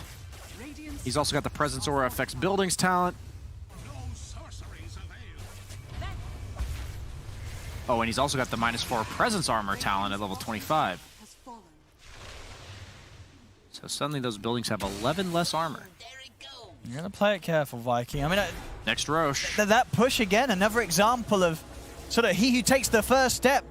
You know, it ends up being the first one to fall in these situations. You know, starting the fight, it's so just not scary easy. for anyone, It's how both of these teams just having a real tough time fighting into one another. The ones that end up playing on the defensive are just coming out on top pretty much in the majority of team fights we've seen this game. I'm almost surprised anything's happening in this game. Both teams have the audacity to start on the other team. We saw the Clockwork start at the triangle and die instantly. Then we saw Ghost Frogs try to go on Viking at their own base and die as well. DD on TA. Not the best DD hero this late, because mostly plus damage rather than base damage, but does have a Swift Blink.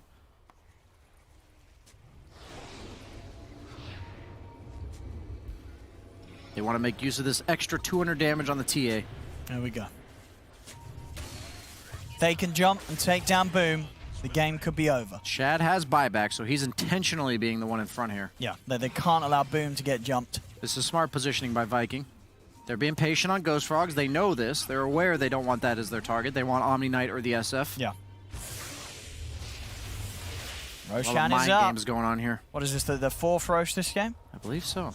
It is indeed. Yeah, it's got both. Whoever wins this fight wins the game. I mean, both teams know they're so scared about making that first move. They both know exactly where each other are, too. Yeah. Process of elimination for Viking, I believe, and then obviously Ghost Frogs has ward vision. Neither wants to make the first move. Yeah, this is a bluff. It's... Bottom lane is an issue. A lot of creeps, no tier 3 tower. Sure. Someone's going to have to deal with that. This is chicken... Is that called a chicken fight or whatever, where you... Like a game of chicken. Game of chicken, game of chicken. Game of chicken, a bit of a stalemate. Yeah, The whole lot of that. Rana TP's bottom. I don't know if Viking can really capitalize on that, though. Probably the best hero out of all Ghost Frogs to go. Shad, really pumping up the GPM, farming these traps. Oh, Shad's going to start to poke. But on the side, Aramis is going to be able to get out to the side, but they've caught the big one. They're on top of Kezu. Kezu gets forced to the side, but Kezu goes down. He has no buyback. Shad is trying to get something going now, but without his Omni Knight, this is a bit risky. Aramis onto the side. They've caught Milan. Milan trying to sneak around, but he's out with the leap. That's two, that's three down now. Oh, jeez. Yeah, jeez. Boom and Sally, we have to be careful. Buyback's coming out for the two, and then Boom trying to stand his ground. He's caught in the Wukong's command. Nullify, slowing him down. They'll be able to cook him out to the side. Boom will live for now. Turns to try and fight back into the two of them. MTD coming in with the BKB. Boom. He's getting low. They'll bring him down. Boom to fall. Shad brought back for this as Ghost Frogs are on top of him. Triple kill for Crystalis. Wow. As that's got to be it. You said it was going to be all down to this fight, Brian. With 4 dead, it's over. GG, it's called. And Ghost Frogs will take game 1. Kezu slipped up just a little bit there with his positioning. That was a tough game on both sides. I think Ghost Frogs weren't quite patient enough with forcing fights. I think they could have gone for a few more accelerating items to basically get a bigger lead before they tried to take the fight straight to Viking. You saw what happened. They were up by 7K, which seems like a lot, but Vikings team fight was incredibly strong, but the execution at the end of the day, they ended up getting the fights they needed. They bursted the right targets. Really good patience. Not going on the Razor there. He's been a nice little dangle bait there coming out from Shab, but they didn't take it and ended up taking that last fight. And solid victory for Ghost Frogs, even if they had a little bump along the road. They did, but at the end of the day, it meant that they got to play more Dota, you know? They got to sort of test themselves a little more, and yeah, as you said, right up until the end, nail-biters of a fight. Could have gone both ways, but yeah, unfortunate for Kezu that he's the man to get jumped, as that really was what it was going to be down to at that point, him or Boom getting caught at the start of the fight. Is always going to be the catalyst for Ghost Frogs running away with it all, and they certainly do here. As game one, the execution, it is just that little bit more superior here from Ghost Frogs. They'll take the lead so far this series. First game goes to them against Viking. Very exciting stuff here in the first game of this best of 3 series. We're going to break it all down and prepare for game number 2 of this best of 3. After the break! Thank you.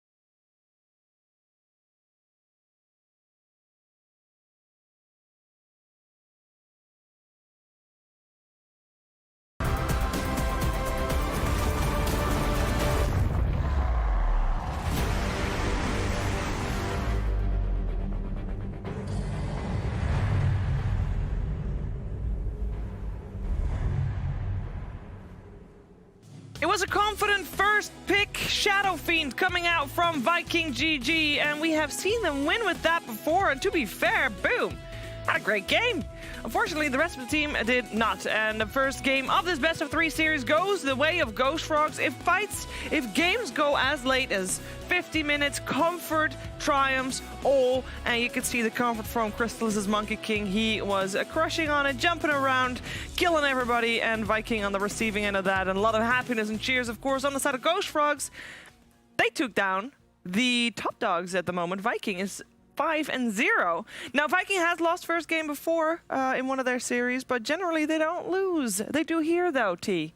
Yeah, this was a pretty good showing from gfrogs just because their draft had just nice, easy to execute timings. And I think there was a point where the game got pretty shaky, but the saving grace was how Vikings set up their lanes. It basically put kezu in a supporting role the entire game. Milan always was high in net worth, just being more efficient with just the map. Of course, Miranda Wolf Arm better than Omni Knight. And that disparity alone forced the entire game to feel like if Boom dies, the fights are over. Shad was a sacrificial core, kezu sacrificial core, Boom v the world. We saw the first highlight, 31 minutes. They pro and pressure high ground, and how easy is it to just jump the one guy? Indeed, and that's why I was leaning Batrider. You know, if you're going to push him into this like kind of off-lane Razor anti-carry role, why not just pick a hero that will dominate?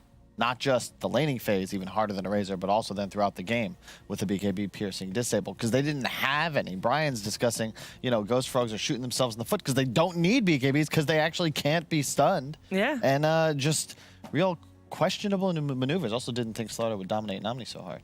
Yeah, maybe a little bit, they outthought themselves, maybe a little bit with the draft on the side of Viking, or maybe with the laning stage itself, not even with the draft, putting the Razor in that off lane. Maybe not the best choice, but, you know, hindsight is easy talking. We're also going to listen to Purge, who also loves talking about games on hindsight. Boy, do I. Now, what started things off for Viking was they left kezu in that 1v2 lane. First creep wave was fine, but then ends up in this like 1v1 with Slaughter. When Slaughter has a level advantage, that's going to be a bad time. That's why Omni ended up behind. And then in the opposite place, they did an aggressive tri-lane, but unfortunately, if you take a look here at the 2 and 40 minute mark, he still has decent last hits to start off the laning stage, and he even avoided this death here. Oops, I'm going to have to zoom briefly.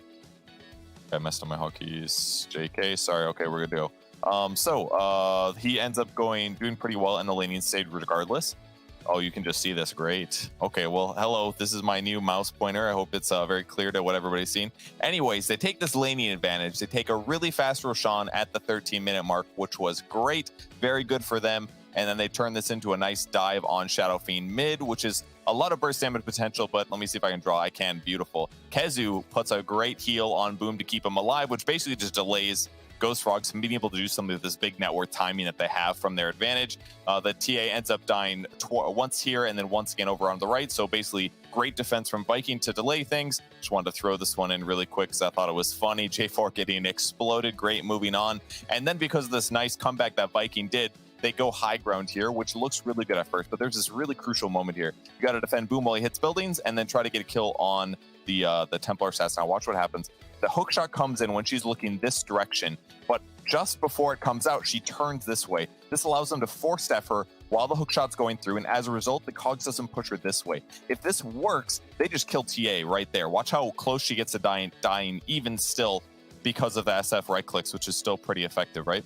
So gets her pretty low relatively. They hit backline, and what kezu does is he uses his ultimate here, which was actually a big mistake in hindsight because that wasn't actually the moment that they were committing, and they didn't kill Toby either on the chase. So this basically lost Boom their timing. They didn't get a TA kill. They didn't get the tower because they had backdoor protection. Boom ends up dying not once but twice here, and this is what lost Viking their advantage even after they came back into the game really nicely, and that's why they missed their timing.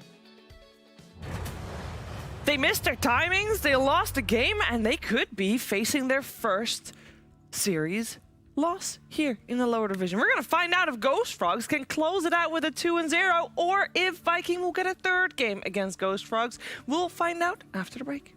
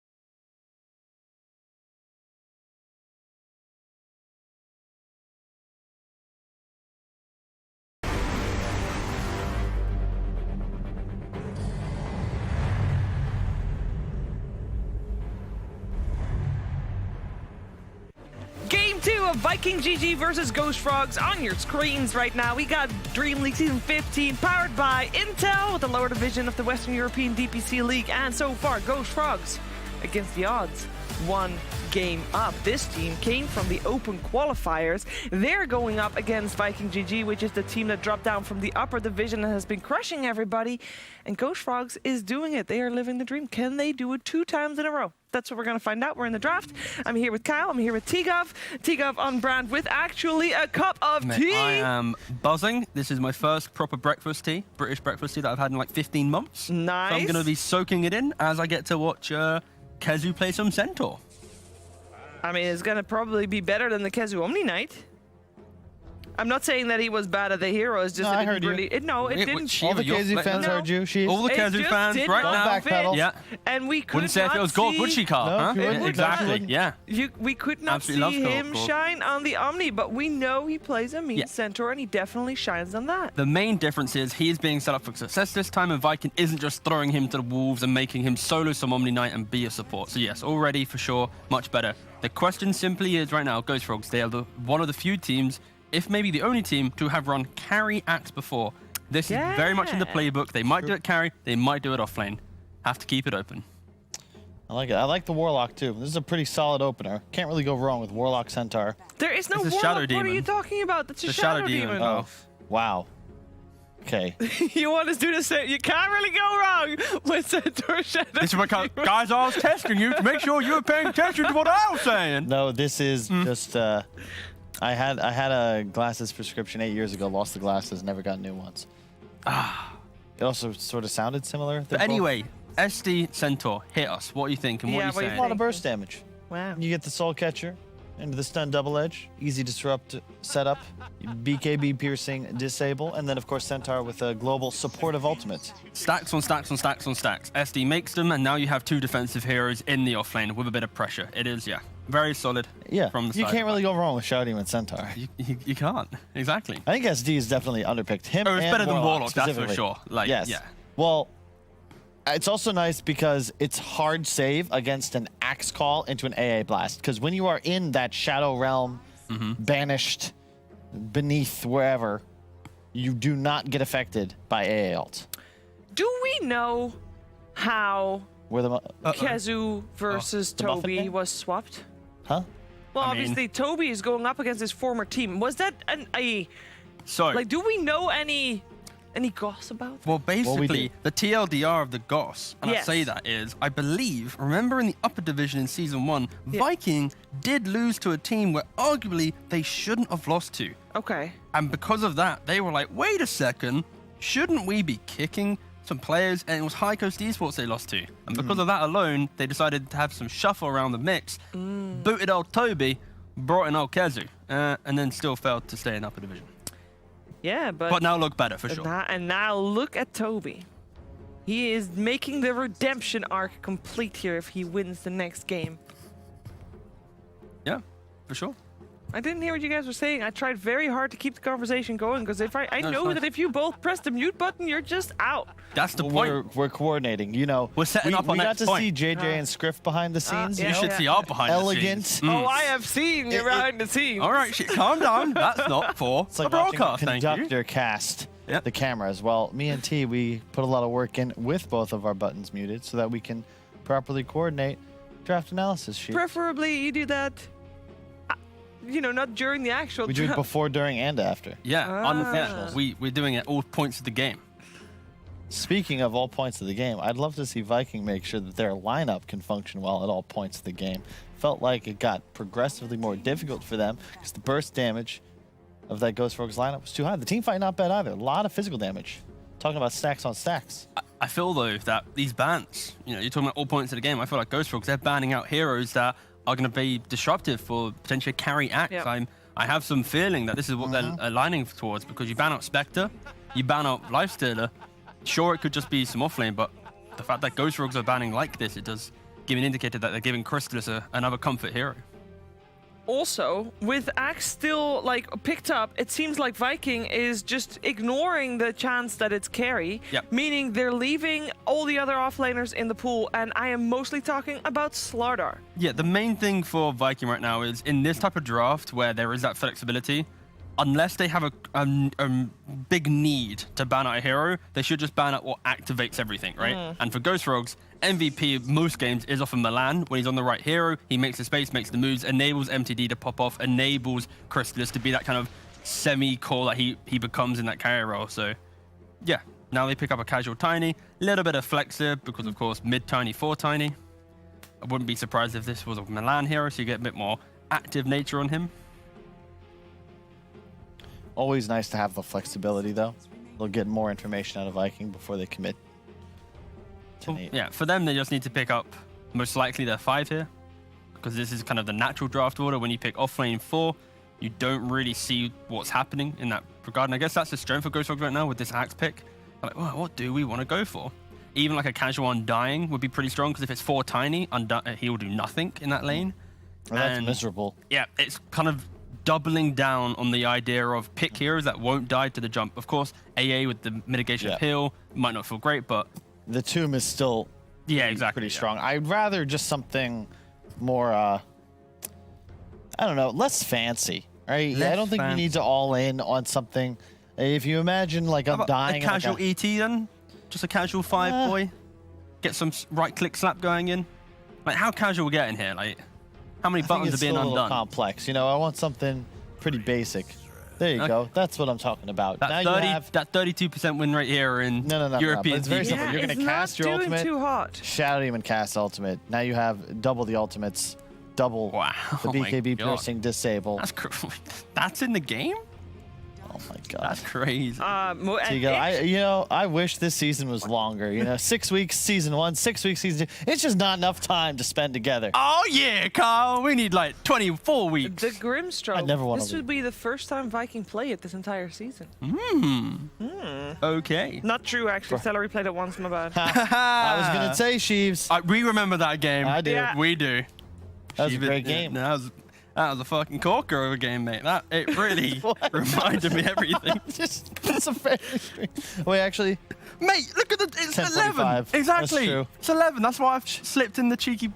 Shout out to the fans, because while we may find it hard to put up with one another after so much time, I cannot believe y'all are sticking with us. We appreciate you, and we hope you've enjoyed season 2, upper and lower more division. than Kyle. Now. Oh, well, this is not a contest, Shiva. We're not vying for people's love in different forms. Are you sure? You're gonna write me a note, Sheaves? I like all of my colleagues except for Kyle. Puck picked up. I like the Wraith King from Viking. No one would ever do that. I like the Wraith King from Viking. It's really nice in a game where you're down to tank through the AA blast. You'll get bursted. You'll respawn. But more importantly, Tiny, Puck, AA, you obliterate these heroes. Yeah, the key thing here is what we've saw from the Liquid Secret series is a team wins game 1, the losing team adapts to how they lost, and this is kind of what Viking's doing in this game. gfrogs, same style, different types of damage, but same implementation of fight. It's that jump, and now they have the SD, Centaur, Wraithing. All heroes will thrive at taking the initial fight, surviving, and turning it back around. I guess the main question we have here is just for gfrogs, the pace that they can set can be difficult if Viking don't have a dominant start to lanes, because Wraithing early damage, pretty underwhelming, maybe like Armlet +1. Same for a Centaur, like he's annoying in lane, but he doesn't do biggest damage. So pressure on the Boom hero then? Yeah, for sure. You need to see him on some Ember Spirit, some Void Spirit. Void Spirit just banned. Yep. Storm also banned, so Ember, the only one of those 3 still Spirit. in. Well, wait, there's one more, Venge. Well, and the Earth Spirit too, if you're going to be technical about it. But I mean, like, in terms of traditional mids, we got the Dragon Knight banned out. Yep. Puck's now mid. Of course, Tiny's now your 4. Axe's this flex between offlane carry going into the last pick for them. Yep. And for Viking, just what is the Shad here? I think Ember Spirit just comes to mind. He's also played Invoker and Queen of Pain this season as the other heroes that are still in the pool. And the Morphling, but I don't really want to see that. No, very flexible Milan there. Very. What? Is that his leg? That is his leg. What the hell? He uses that to control what? his Is that on his BKB. That's his shoulder? BKB. Are you sure that? foot. Oh my god. Yeah, so when he's playing, if he needs to BKB, left foot down, what right the foot up is actually his yours. It's very creative gameplay. What? Yep. That's... Up, spin. Whee! Look at him. Look at that. That is just, beautiful stuff. Hey, flexibility is an underrated trait. And then another spin. Yup. He's actually he's telling us the axe is the key component of their draft. Yeah, he's doing this telling thing, yeah. Crystalus, you He better likes- if we're putting you in the carry, you got to spin for us, brother. That's what he's saying. Leshrac will be. Is Okay. that ticking the boxes that you Yeah, want I him to? like dig this. it. I really do. I think whenever you have raw physical damage on your hard carry, Lifestealer, Wraith King, Leshrac is perfect. It's damage galore. It gives you structures. It's nice against this lineup of Ghost Frogs who effectively only have burst damage. If he survives, he kills everything. You also don't really care too much about this. If the axe is the carry and they really lean into that gimmick that they like, then this Lesh will just have to run through and not care too much about this damage. And I think Viking, they had a lot of survivability, but they needed something a bit more explosive to play around. And now this rounds out their draft. When they get to the timing of Armlet +1 on Wraith King, some Blink Dagger initiation from Centaur, this is where Leshrac, with even just a Shroud, will happily want to cross the river and apply some pressure. And you can't pick like any mage here into Shadow Demon. No. And all these stuns. You've also actually got SD into Axe, so if it was a carry Axe, Yeah. well, you kind of offset that a little bit. And they just go for, was that a Sven I just heard? It sounded like a Sven. It's a solid pick just Yeah. because the lane. I'm happy they didn't, like, Ghost Frogs or, Creep Wave, the biggest issue that this team had in previous season, this season, was when they had a gimmick or an idea, they'd always latch onto it. And I was worried that they'd really kind of commit to this Axe carry. So I'm happy that they didn't commit there. They just picked up a stable carry. They have stuns for days, they have pressure, but it's just, do they have enough damage to eat through these heroes? With all of what you said, while I do agree, I think their draft is inferior. I Yeah, just no, straight yeah, up look I- at Viking, think, okay, you've got some counter initiation, you've got excellent damage, you're going to scale, you can farm more efficiently. I look at Ghost Frogs, I think, well, you need to find kill after kill after kill. Crystallis has got to pop off. He's got to emulate Matumba Man from But the we've Secret seen series, Svens do that, and There's an SD. okay. He's just going to get purged, Matu had nothing to slow him in that series That we is watched true. earlier. It's a little different here. All right, so you're thinking compared to previous game, because previous game we said the draft was fairly even as well. This time is not even at all. Oh, this game, that Viking isn't going to have laning setups that put Kezu in the supporting role straight away. They're not going to force Shad to enable Boom. It's every course for themselves, and that aligns for a strong team timing. And I think the fact that Viking was close in that game just say that they are slightly better team strategically, but I think the draft was inferior, and that's for how kind of Ghost Frog just demolished the game in the end. But yeah, this draft, it has grounding, it has scaling, so I prefer Viking for sure. It's just stronger. Like on paper, they've got heroes that are top 3 at their position. the X factor, they just won a game with explosive play. Maybe they do it again, Kyle. Maybe they have that pow, they have to spend performance. They could. We can't count them out. And maybe Viking can't is count- broken after that game one. Maybe they're We don't know. disorientated. Yeah. Yeah. What it happened to their is late. confidence? It could be shaken. Could be gone. Could be gone. Who knows? We can't- don't know. We can't crawl in the heads of these players. We can watch them play, however, and see how this game's going to play itself out. Because these two, do they really know what they're talking about? Let's see what Brian and OD Pixel think Bit about rude. it. Thank you very much, GV. Yes, do they really know what they're talking about, Brian? I don't know, but we'll find out what's going to happen here in this game too. Brian, what do you make of the lineups here coming into this one? We've just had a pretty solid showing from Ghost Frogs in game 1. Can they get the 2-0 here? I'll be the guy everyone wants to hate right now. I'm a little annoyed. We saw yesterday when we saw Lions versus Tundra that you have Lion, Doom, Puck, and the other team that's like this burst of damage, screw this one guy, and Alliance just pick Wraith King. And I'm seeing like the exact same formula here. You have Puck, Tiny, AA, Axe. All 4 of these heroes are all about just burst the hell out of one guy with our initial volley of spells. Sure. And they're against a Wraith King. I just can't imagine later on in the game how Ghost Frogs executes. I think past like 25, 30 minutes, they're going to see a Wraith King and they're not going to be able to go because he's got the Shadow Demon Disruption. Okay. He's got the Centaur you don't want to initiate onto. But if they can pick on Boom in the early to mid game and make him somewhat of a non-factor, Viking will be missing damage in the mid game. Boom is almost their sole source of mid game damage. Okay. He is their enabler. That's what the window I'm looking for Ghost Frogs to hit. I think it's difficult, but quite possible. And I mean, as you say, it is obviously a lot of burst to sort of take down the Wraith King once, but maybe not twice. Is Sven, you know, with God Strength, is that not sort of considered a hero that's able to deal with him twice, or is your worry that there's just things to deal with this Sven? I have had the displeasure of playing Sven into Shadow Demon quite recently. Okay. That matchup is agonizingly painful. I think it goes really well with their lineup, and when in doubt, just pick something that works with what you have. Most carries don't feel very good against Shadow Demon, but any carry that relies on running around in fights or blink mobility, the Shadow Demon poison, the disruption, the purge, it's all just so annoying.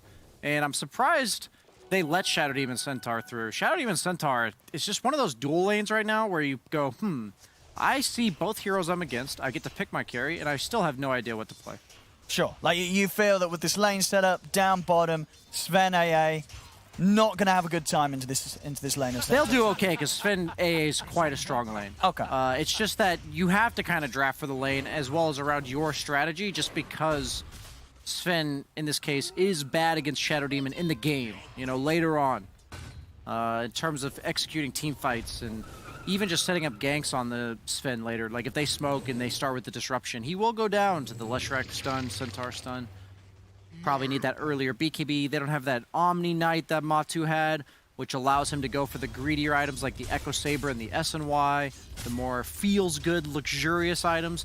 As Crystallis, man, you have a too easy for Arteezy spray right there, and you're not getting the CS. Oh, no. Just doesn't add up. What we're seeing elsewhere, of course, top lane. We've started to meet behind the tower with Milan making the pull. And the mid matchup, I mean, when you look at the two mids, I mean, which do you imagine is going to have the easier time of having more of an impact this game out of the Lesh and the Puck? Mid-game Puck, for sure. It's Weather the Storm for Boom here. He's the one that's vulnerable. They don't have any instant disables to bring down the Puck. So that means that Puck will always be on the aggressive when it comes to both of them. They're going to be farming, right? Both of them are probably going to remain in the mid lane for a decent amount of time. But they can both look to counter-initiate really well. So if Axe or Centaur are cutting creeps, which will most certainly be happening, I'll be looking for a lot of TPs from the two mid laners to go to their own safe lanes. And then it comes down to the fact that if they're both farming mid, Puck will kill Lesh with a +1, but not vice versa. So if Boom does not die, like if neither of the mid laners is dying, that will heavily favor Viking. Sure. Yeah, this Lesh is going to kick out a lot of issues in the team fight. And we'll have a brief pause here, so apologies for this, ladies and gentlemen. I do believe the reason is lag, even though I believe it was typed leg. I don't think we have any leg-related issues. At least I'd hope not. We got a lot of legs in this game, to be honest. Yes, Ancient Apparition kind of fell short on that front, but we got Leshrac with 4 everybody else got legs? Got Centaur with 4 legs. Great, Grim doesn't have any legs. Grim has legs, he just doesn't use them. Ah, smart. That's efficient. He's saving those for next game. Okay. Kind of like Arteezy BKB. We're just randomly flame Arteezy. I mean, we just had Arteezy on the mind today, isn't it, with all these sprays? There he is, there he is. He gave me approval on that stab. He's like, hey, good one. Good on Artur. No, he's gonna make an appearance here in the EU DPC, thanks for the sprays. And definitely seems to be the most popular spray, honestly. The Arteezy stonks are rising. I will be honest, I looked at that EG page and I thought that Arteezy spray looked really stupid. But now that I see it in the game, it's pretty great. Yeah, it's definitely top tier. Shad, some nice body blocks here from Milan. That's going to do it. Yeah, I'll set up for the first blood. Not a good lane matchup for him. Very surprised he took Skeletons. I don't fully understand why people do what they do sometimes, but usually with Wraith King, you go 1-0-1 against the Axe. Those Skeletons actually kill you. That's true. They're but just you're not just taking it for the lifesteal, or is that lifesteal 10%? It's just, it's well, not the thing is, if you take it, you just don't use it. Yeah, sure. You know, okay, what I mean? It's the usage. He actually used it there, and you can't control the Skeletons. They were just hitting Toby the entire time. They were just hitting Toby. It's like, that is a little bit of a mystery, because yeah, you're absolutely right. These Skeletons are not going to do anything to him right now. It's an interesting starting item build from Toby. I like it a lot. Because Wraith King as a carry has a very high base damage, and Axe has mediocre base damage, he elects to go for the double Gauntlet of Strength prior to the Vanguard. I like that a lot. Yeah, it seems to be a build he just likes doing these just strength offlaners. We saw his last game when he was playing the Slardar. He also had just the double gauntlets out. Yeah. That case had ended up probably paying off a lot because he was in a 1v1. Yeah, for sure. This situation, as you say, is definitely a bit more unusual, as we are.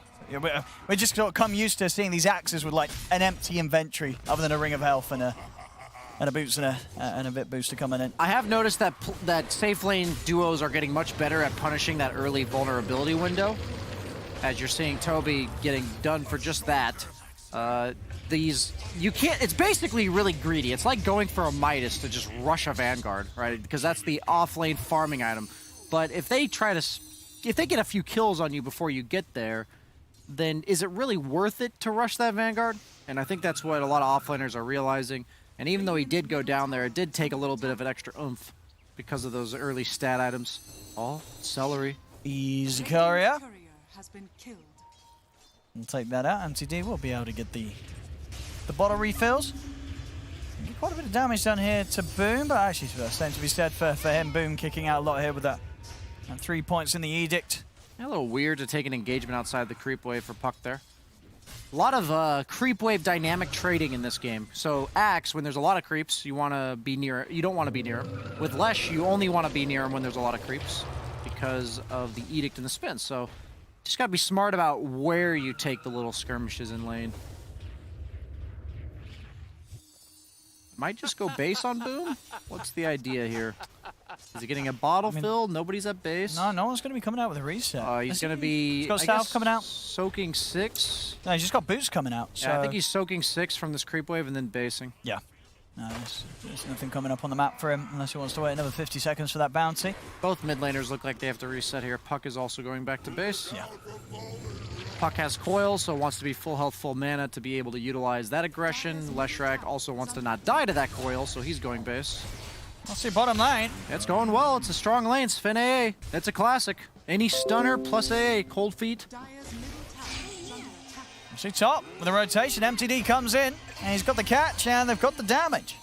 Yeah, kind of surprised the rotation went to top, but because both offlaners don't have their Vanguard yet, they're not playing deep in the other team's territory.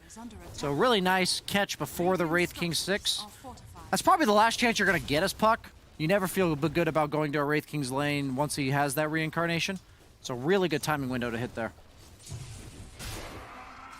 Looking really good for gfrogs so far. All 3 cores, top of the charts on CS. They're also up 3-1. I was almost surprised that net worth hadn't ticked over to 1K yet, but now it just has. Now it's not. The suspense.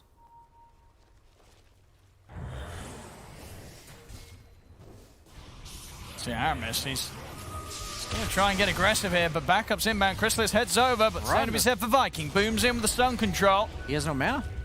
It's Chrysalis. He's going to go for the TP live because he has no mana. Oh, they've got enough damage. It comes through just in time before it wears out. Boom has enough in the tank to bring him down, as that's Chrysalis dead.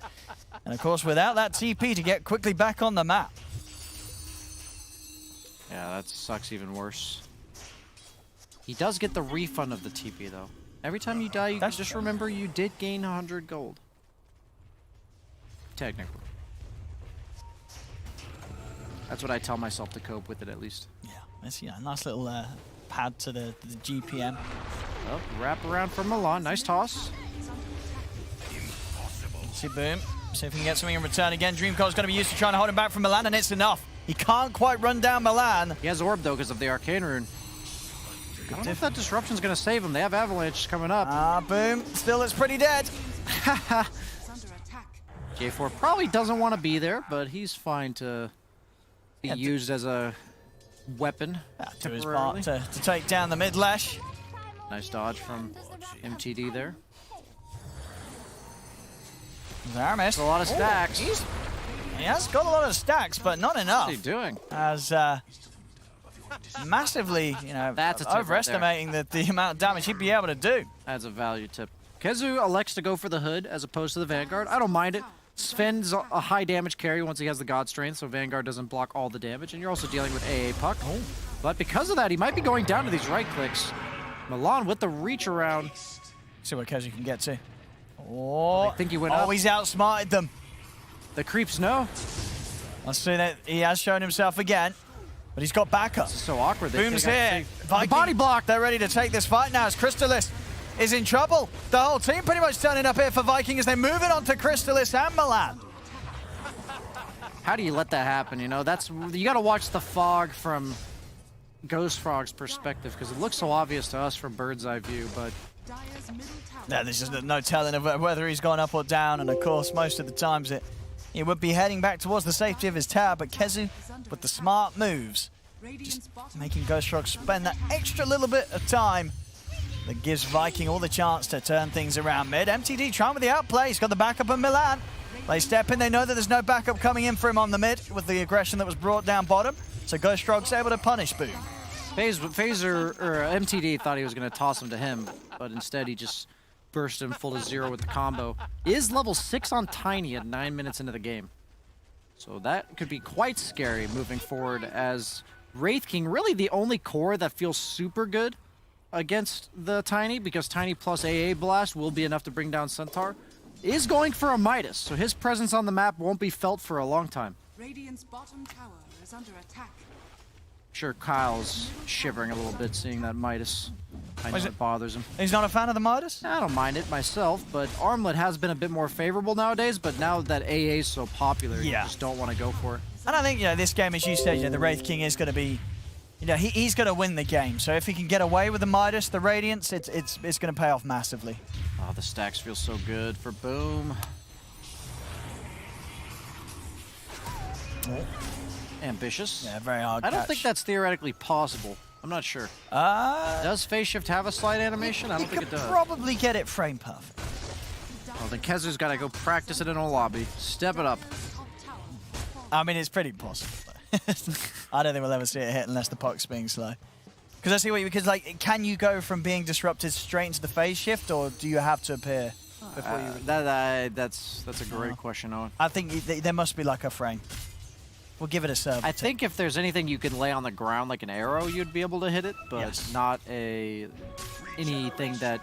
Like, it wouldn't be humanly possible unless you get incredibly lucky to time it. I actually think it would have to be something that's based on collision, not based on timing. I think that's the only way you'd be able to stun the puck. There's like certain stuns that are laid on the ground that are considered like on the ground when you come out. So like Nyx Impale could probably land. Same with the arrow from Mirana. And the spear from Mars. Oh, Celery. Oh, they're not going to try and head up blindly here. Celery has backup. KheZu and Aramis around. Definitely a lot harder this time round for Ghost Frogs to make aggressive moves. And as these moments pass, sure, we're seeing a lot of farm being built up on the Axe. But over on Viking side, this Wraith King getting all the space in the world. But we'll see things change now. Toby's got his timings. Vanguard, Blink is done. Can expect to see some aggression coming out from Ghost Frogs now.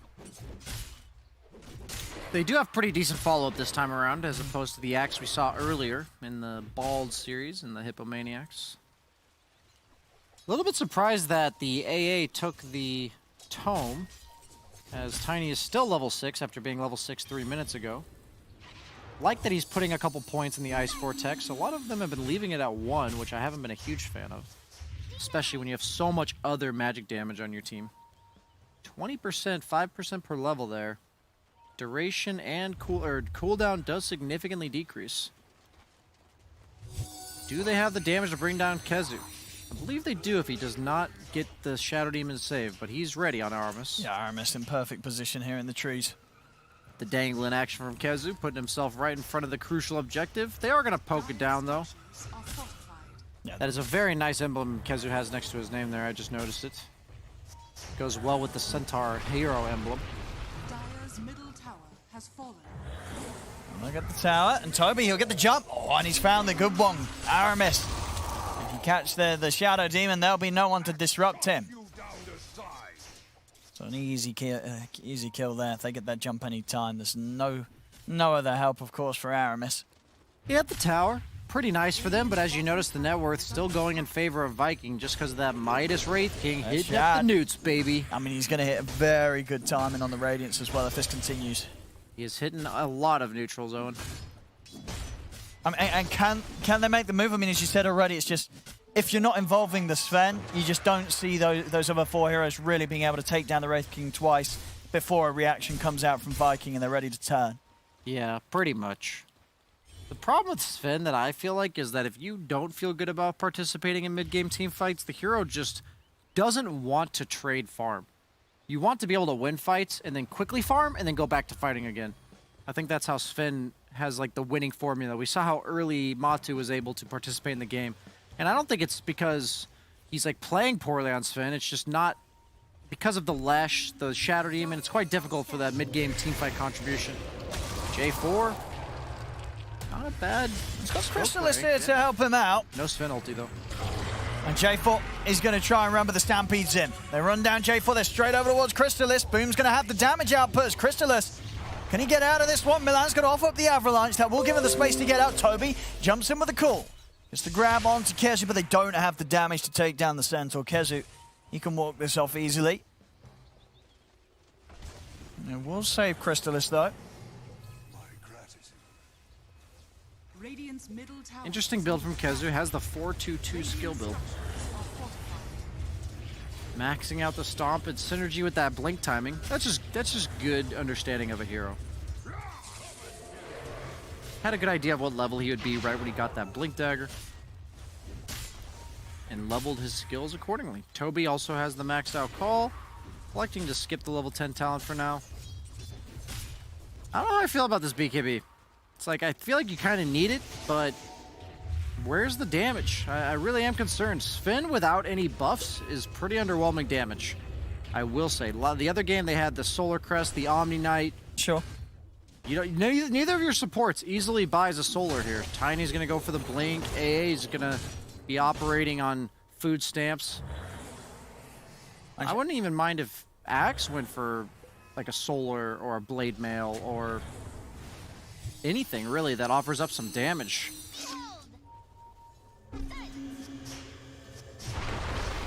I thought he was going to get away for a second, but Milan, he was ready. Time is ticking though. This Radiance is going to be very quick this game. These fights will go long despite having an AA and an Axe. You might be able to burst one person, Yeah. but the rest of Viking, the problem is they're all threats. Every core has such high impact in the fights, and the supports as well. Like, and you have to invest your combo to kill somebody. So the other four, I think it's going to be a lot of fights where Viking takes it 4v5 and they'll win. It's the concern I kind of have moving forward for Ghost Frogs. Kezu just planting himself right in front of those towers. You can tell what mode a team is in when their Blink Initiator's constantly putting himself in front of his own towers. It means we're in chill farm mode. Leshrac farming, Wraith King's farming. I think the status quo is perfectly fine with Ghost Frogs right now.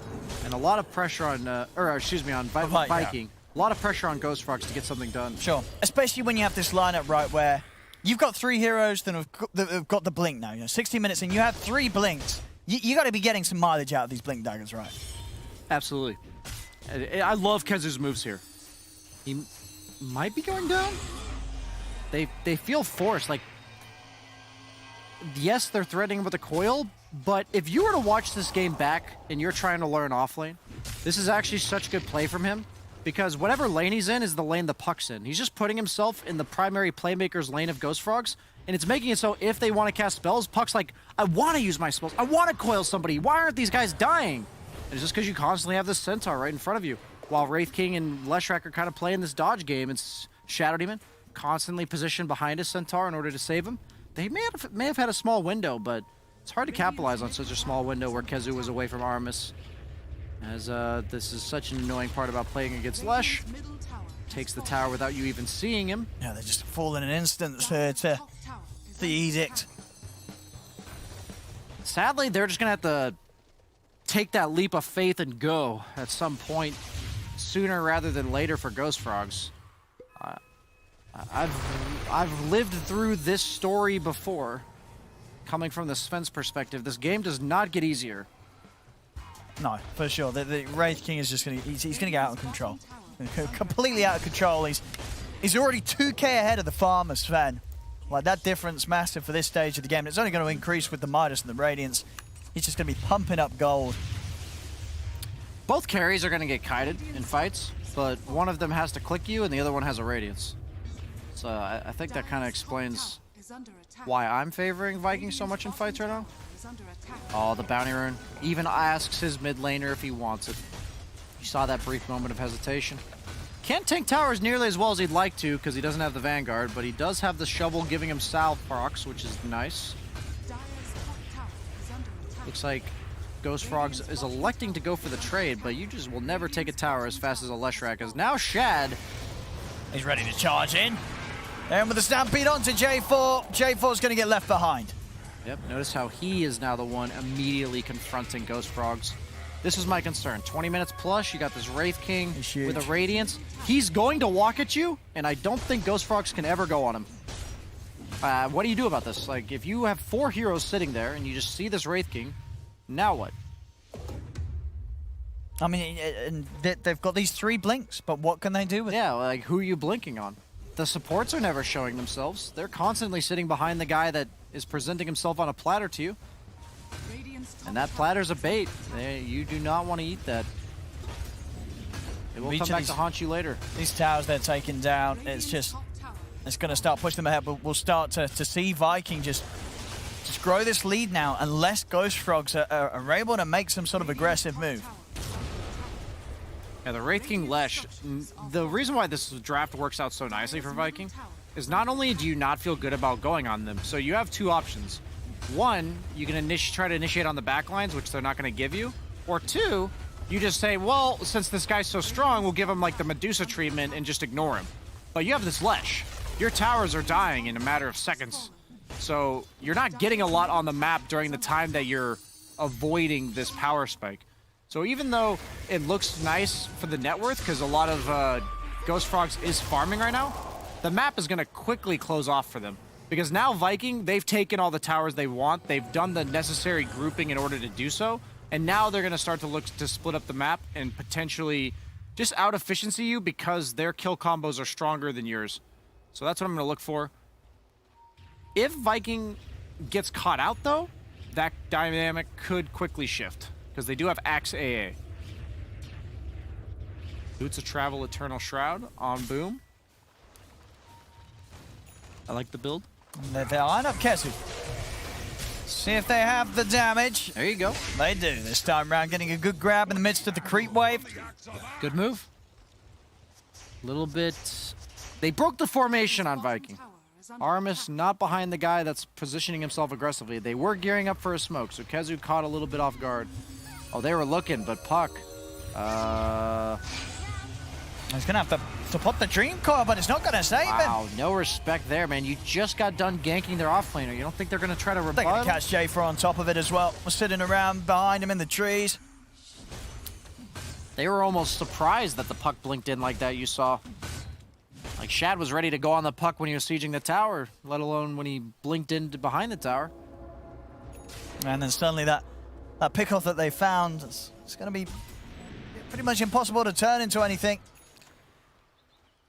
I think Milan has to be a bit more sacrificial this game. He's doing it well now. I'm not saying he hasn't been, because I haven't been watching him closely. But you need the lanes to be pushed out to ever make moves. And because the kill threat from Viking is so high, I think he's kind of has to tank these ganks. Kind of like he's doing now. Maybe not. It's like, yes, you're clearing waves, which is great. You cleared mid-wave, and you got the Arcane Rune.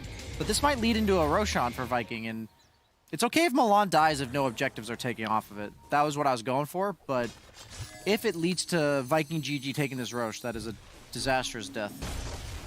But looks like they're content with farming just for now. Hyperstone on Shad, quickly ramping up. Now 3,000 ahead of Sven. It's just added. I mean, Chrysalis, he's obviously doing his best to try and keep up, but it's pretty much impossible with the Midas and Radiance and the space that Shad's getting and the action that Shad's getting involved in comparison. I almost wonder if Shad should have gone, or Chrysalis should have gone for a Midas as well. Honestly, with how passive some of these points would have been, this could have been a game where indeed that would have worked. It seems like Shad had a better understanding of the pace, right? Sure. Like, yeah, Shad knew in this draft and it was likely to go like this. Obviously, gfrogs, they definitely had the intention to get more done. They're buying these blinks, but they just haven't been able to find the opportunities.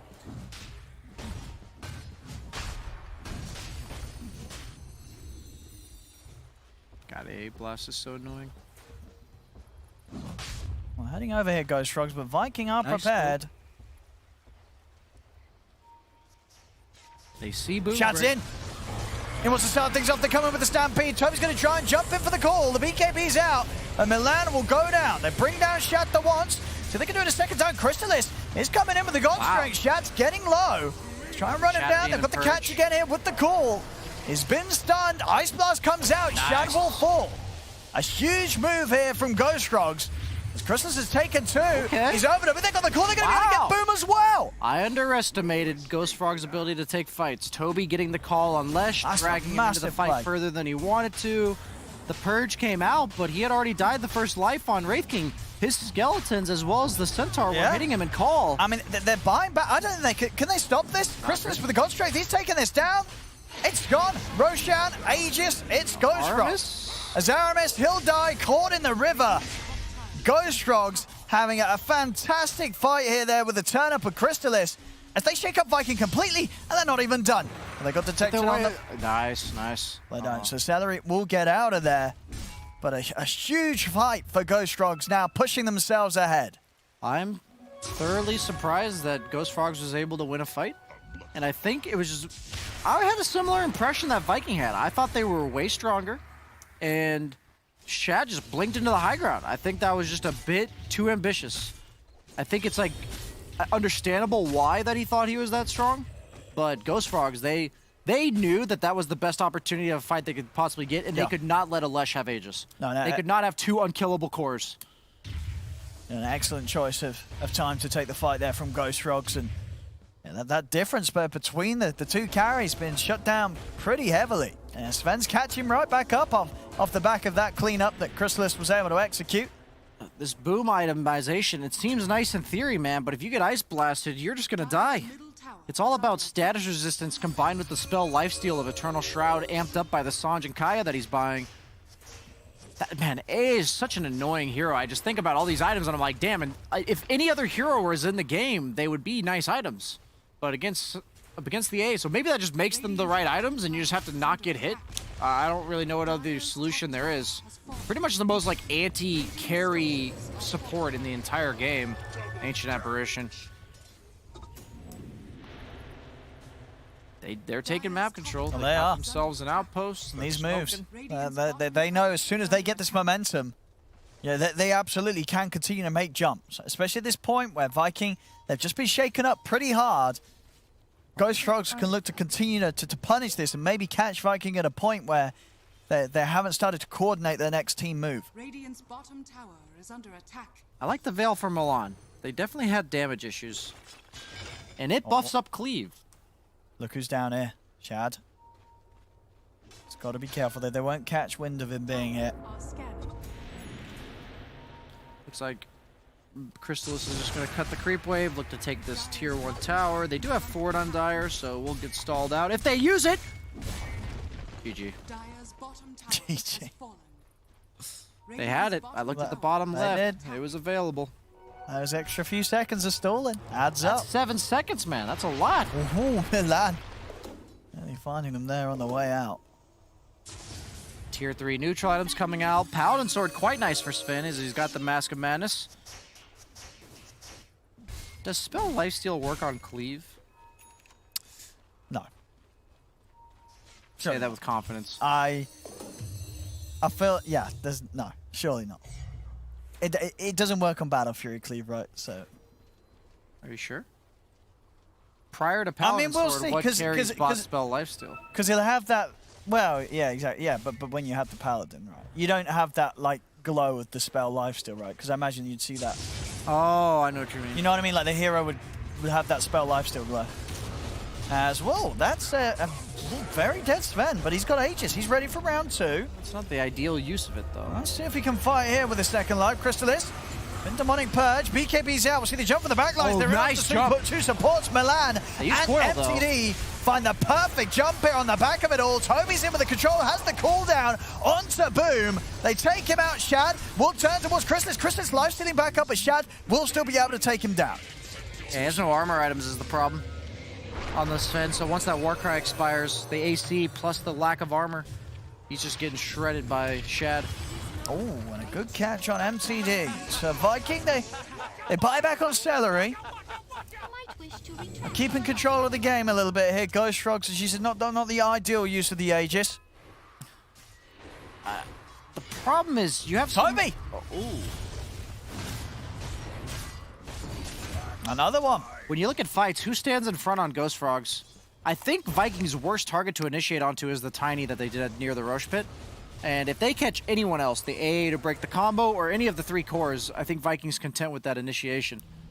So gotta be a bit more selective on Ghost Frogs. I don't think you can just present yourself at towers like that. I mean, this is going to hurt as well. This could be a set of racks. With the amount of siege that they have, they do have buybacks, but they're probably not going to want to use them. There's still a tier 2 in the mid. So that will at least give some safety here for a second set going down. So they'll be able to hold on to the buybacks, but just like that, Viking, they take the fight, they run down a lane, and this is going to happen. Anytime you lose a trade with this team, your buildings are going to fall. After that Aegis, Sven and Wraith King were neck and neck. Suddenly it's 4,000 net worth. Advantage to Wraith King.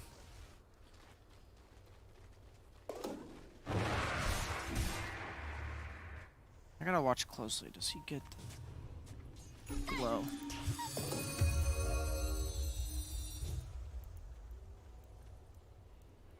But I'm worth so much. Are you trying to see if he gets the spell life still? Yeah, it looks like he doesn't.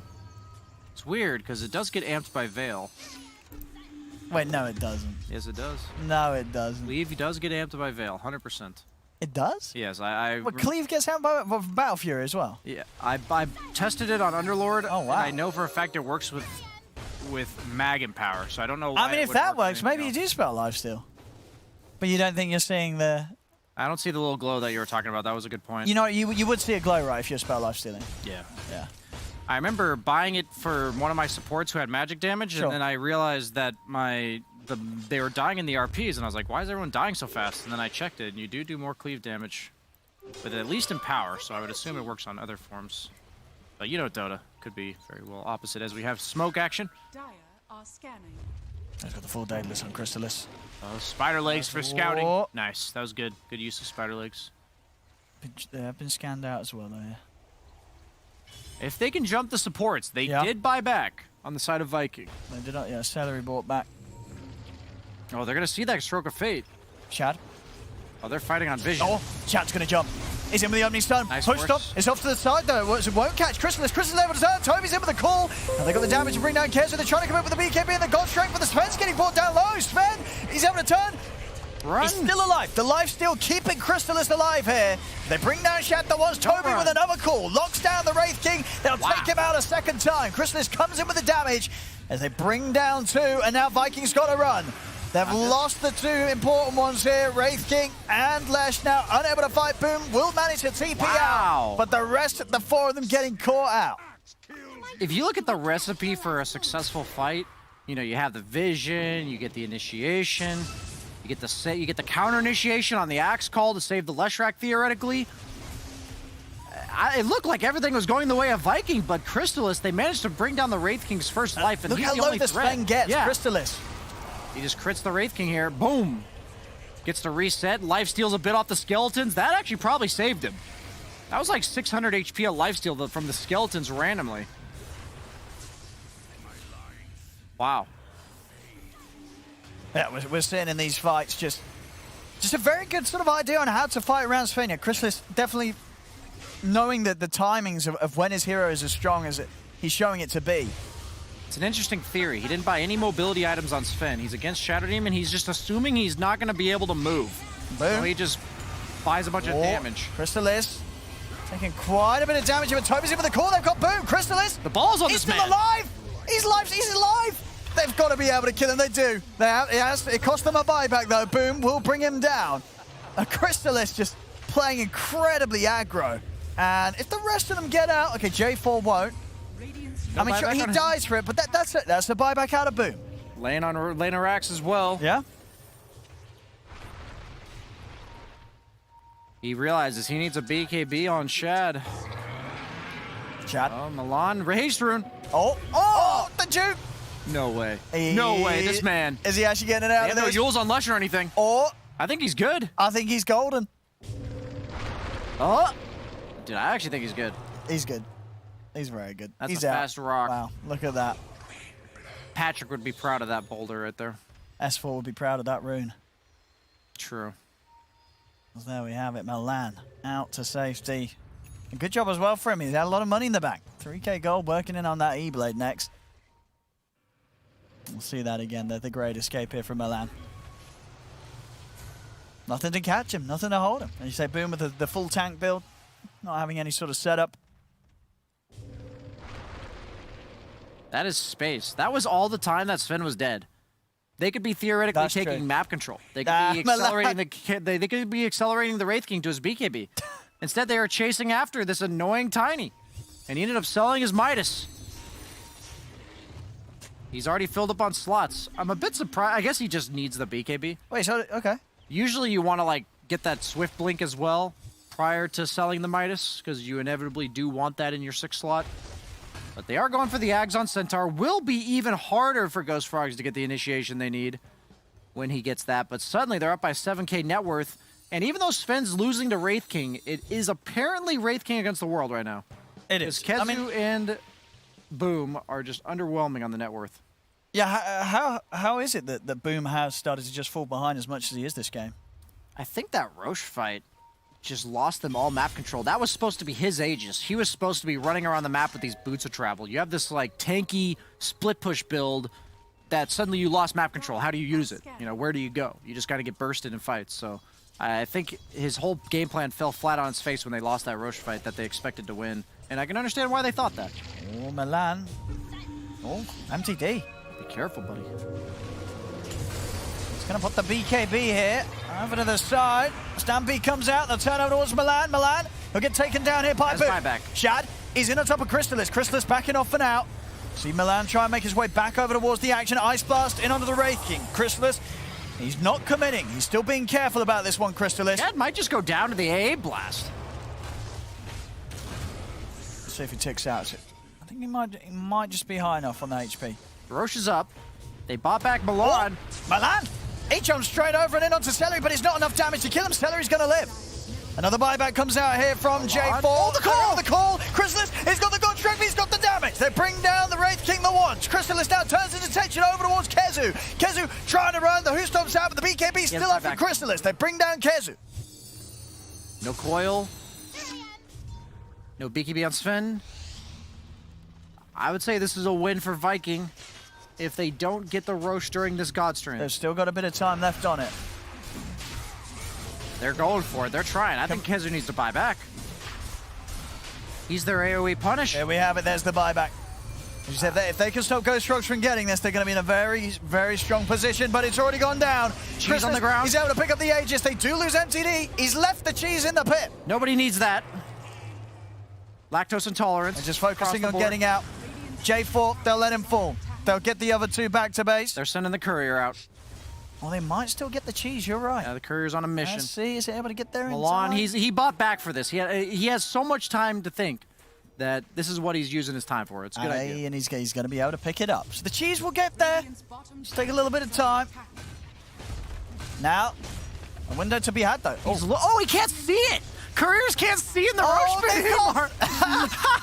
Oh, that's actually really funny. He can't see it. He's spam clicking the ground. I don't even know if you can pick it up. You can't. Oh, that's a funny one. I've never seen that. You can't pick it. Yeah. That's hilarious. Okay. You can't see the cheese. First time for everything from my perspective. They have a tier 2 mid, so they can't get megas. That's hilarious. Yeah, he can't do anything about it. You're right. There's no way to get the vision, and if you don't have the vision, you can't make the click. He's like, wait a minute. Ice Blast. Yes. Is it worth the Ice Blast to secure the cheese for this high ground defense, or do you need the Ice Blast for the high ground defense? What would you do? Cheese or Ice Blast? What do you want? Probably save the Ice Blast. You need it to kill reliably the Lesh in the Well, let's see. He's up in 15. We'll see if he goes to give the vision to pick up the cheese. Viking backs off. Yeah? Because the mid creep wave is still on their side of the map, and they don't take down the tier 2 yet. Oh my god, an Illusionist came for Wraith King. Oh, that's beautiful. That's so game changing. Here we go. Yeah, straight to the pit. Here we go. This is Dota. This is first. This is historical. Wow. That's actually some shit right there, Owen. No, You know, modern problems call for modern solutions. Yep. And that cheese is, well, it's going to be more of an ice cream now. The frozen dairy on its way back. So they get it done. I don't think cheese turns into ice cream. Maybe like a cheesecake. Oh, you should have told me that before I put my cheese in the freezer. Let's see. Yeah. Might have some deeper problems on your hands here, Owen. I'll find out when I open my freezer tonight. Let me know how that goes for you. Yeah. They have spider legs on the axe, which allows him to open up a slot to carry detection. Pretty important here since there is a glimmer that can save really anybody from that burst damage if they manage to get out of the call alive. He also has the shard, so he will be dishing out a lot of pure damage. Yeah?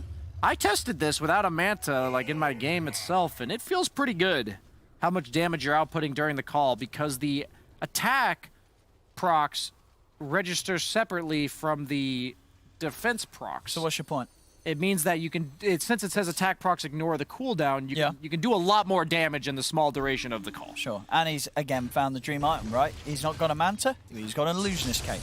Oh, he elected to buy another pair of brown boots or something? Because now he's got no boots.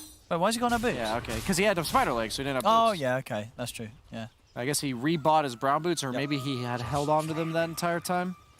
That would have been pretty big brain. If he was prepared, you know, for the eventuality of maybe getting such a superior neutral item. The legs had to go. I'm surprised. I'm thoroughly impressed with Ghost Frogs making it this far in regards to, I thought the later the game went, the easier it got for Wraith King, but Crystallis has proven me wrong. No, it's been some solid play on this one. It really has. I agree. I don't think this is an easy game for Ghost Frogs at this point, but they're bringing the fights very well. Why was the SNY in the backpack? I wonder. He was holding it there for a while. Maybe he just forgot. What did he have in instead? He didn't have anything in there. I think he maybe clarity'd earlier or something. Not sure. Probably did. Yeah. AA does have the shard, which is really nice for him. Helps him clear a creep wave if he's ever stuck defending base, which is quite likely since there's 2 lanes of racks for Viking. It's a unique dynamic because one team has 2 lanes of racks, the other team has 1 lane of racks, but they're all different lanes. So mid lane's in favor of Ghost Frogs, while the other 2 lanes are in favor of Viking. Look at this, though. See if they catch someone off guard. And Viking, they're aware. They're playing it smart, playing it safe. Is Strength Blink better on Sven than the Swift Blink? It's kind of interesting because you get the bonus damage from Strength on your ultimate. Yeah, you're super tanky. I don't know. I mean, most of the time, I feel like we do. The Sven would buy. You see more Swift Blinks than overwhelming Blinks, right? Yeah, usually the Strength Blinks are the offlaners or the mid-tinies. He's going for the E-Blade on Milan. I'm really digging the Force Staff, by the way. If you guys have Svens on your team, please buy a Force Staff. It's so game-changing to, like, get stunned as a Sven. We've seen some like, the Force Staff at the top fight broke the Centaur Stomp combo. Yeah, that was huge. Otherwise, Crystallis was going down there 100%. Yeah, Sven just, sometimes he gets caught in the fray. He needs to, like, get out for a sec, pop his ult, reset. He's got the shard on Sven, so he dispels the Glimmer as well as the Eon Discs. So if he can hit the supports once, then stun them, it's really good, because it will remove that Eon Disc proc. Radiant's middle tower is under attack. It's almost worse for the Sven to have an Aegis. He doesn't have a slot for that Blink Dagger. Desperately needs it. Surprised he isn't electing to use the spider legs. Yes, in theory, the leveler is really nice, but you need that extra slot just to move for the Sven. Yeah, that is an interesting decision, especially considering what we saw last game. You know, Crystallis did like to play with the monkey legs. I guess there was more argument for that. Sorry, the spider legs, because he was playing Monkey King against the Clockwork, had to get out the cogs with the spider legs. This time there's not such the same sort of hazard that he's trying to break out of. It's just interesting. Buy the Blink, put the treads in the backpack, put the spider legs in. I guess that would be 80 attack speed loss, which would hurt. But the thing is, I don't think he needs to attack very many times if he's jumping the supports. But maybe he's being the dangler here. He's like, okay, I'm frontlining. They're going to go on me. I'll let my team counter-initiate. This Illusionist Cape is so nice. Shadow Demon even disrupting the Wraith King to push out some creep waves. Quite a stalemate. Very similar to game 1 where both teams aren't all that confident to go on the other team. As the counterplay is quite scary. What's he gonna do with this 3k gold on the axe? I've seen Octarine Core from Zai. Oh. I'm curious if he'll go for that, because if you get the level 25 talent, and then you get the Ags from Roche, it's pretty insane damage, as well as the cooldown uptime of Call is like 80%. Is there not the temptation to still just... Yeah, I was getting buy the Manta. Yeah, he's just going to buy the Manta, right? You found Illusionist Cape, you've got the Shard, just go back and get the Manta. You know, this build without the Manta is... It's just not going to feel as good, right? You want to get the Manta. I respect it. It's a lot of damage. It makes your proc chance, I believe, 30%, 27%. Chance to Helix is 20%, but it doesn't actually it doesn't increase it on the stat itself. It is 30%. So 30% of 180 would be 54 damage. So every attack from an illusion, you're theoretically doing 54 pure damage. That's a lot. Pure damage goes up in value the longer the game goes on. Heroes have higher armor, they have magic resist items. I have to believe Centaur and Wraith King will die to that pretty quick. They're using the Illusionist Cape for the Grimstroking Swell. There's going to be a lot of illusions all around the place. Shadow Demon, Illusionist Capes, Manta Styles, and of course the Dark Portrait. A lot of chaos is going to ensue in these fights. Now Roshan's up.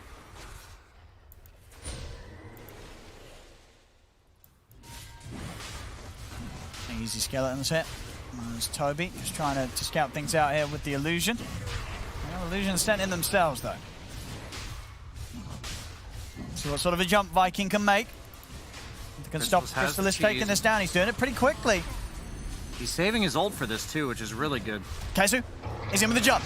They're going to try and see if they can blow him up in time. Toby's going to come in with the counter play. Gets the call off onto the two of them. The Ice Blast flies in, but the Double Abyssal is down, locking them out. They've not got the damage to bring down Crystallis. So Crystallis will continue to commit. Pick up the Aegis! He's going to be able to grab it. Crystallis will manage to pick up the Aegis in time. They've got the bashes. Crystallis will fall. Wraith King got the Ags though. We'll see if they can get them out. They've got the control, the jump, the defensive disruption comes out from Aramis. No That will save the Wraith King from the stun. Crystallis now being focused, run down by Kezu. Kezu, he's in on top of Crystallis. The cheese is on cooldown! He can't get out of it. From the previous cheese! As he's buying back. He's buying back. He's getting back in on this Crystallis.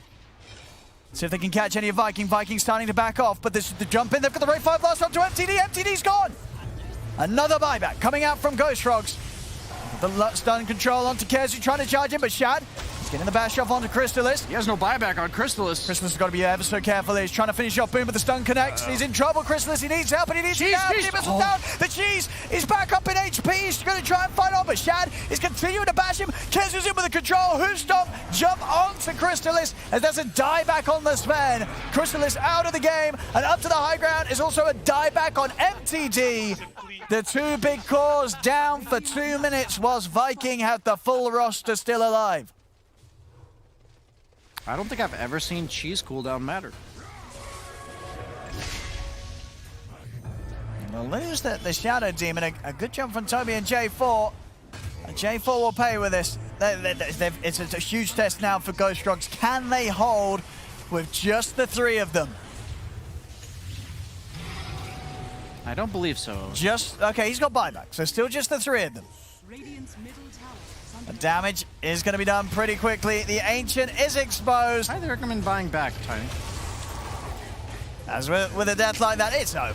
It is over. There we go, ladies and gentlemen. A bit of a stalemate for the longest part of it all, but at the end, Viking, they pull it back together, and they will be able to take this game too. That was a nail-biter. I thoroughly enjoyed that game. A lot of things I've never seen before. Yeah. Cheese cooldown, scouting Roche pit just to pick up a cheese with Courier. Some crazy shenanigans as the Roche dies. You're scrambling to pick up the items. You pick up the Ags on the Wraith King. They manage to disrupt him so he can blink away and reset to get his ultimate to come off cooldown.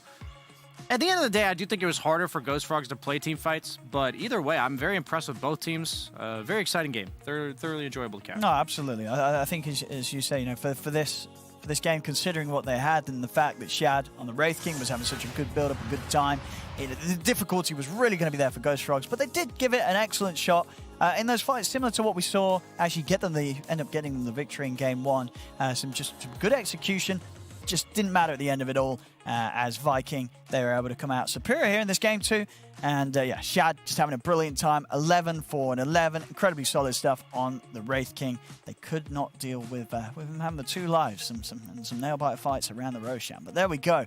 Ladies and gentlemen, we're going to get a game 3 here. A deciding match now as Ghost Frogs drop their second game to Viking. Viking against Ghost Frogs now stands 1-1.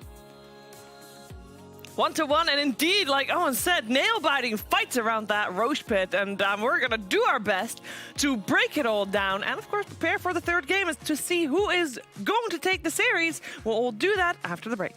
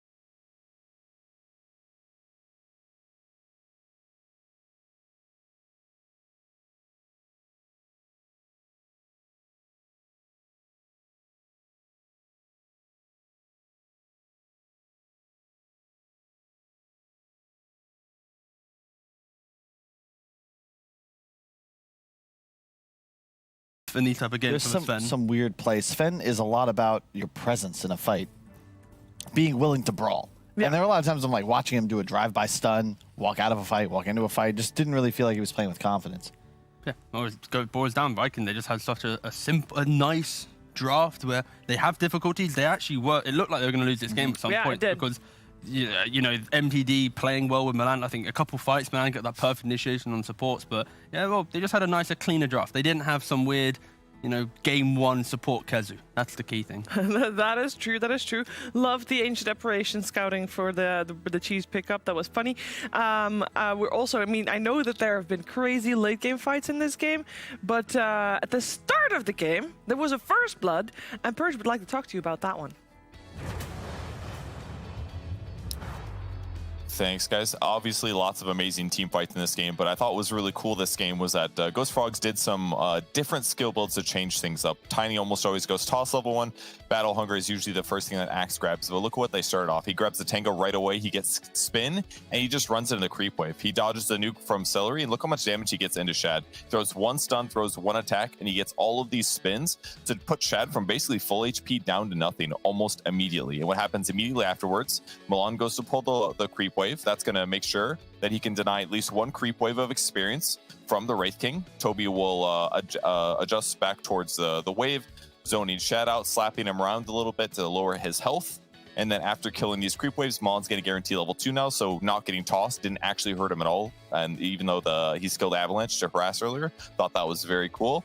And then after he pulls the creep wave over to reset, he ends up getting just part of it, which ends up being really effective. He's going to deny some of these creeps outside of experience range for the Wraith King. And then because Celery moved all the way over to secure the water rune, what ends up happening afterwards is now they have this like double up creep wave. So Milan's able to move behind Shad, which is now going to give them this opportunity to do a toss back into the full creep wave. Then he gets to do a body block Avalanche after he gets behind Shad so he can get in front of him again to continue blocking, and that's how they got first blood. I thought it was a really cool way to change up the normal way to grab your skills, to put your opponent on the back foot, do way more economic damage than you expected to, and get you an even faster start to the laning stage that helped Toby do really good in the mid game.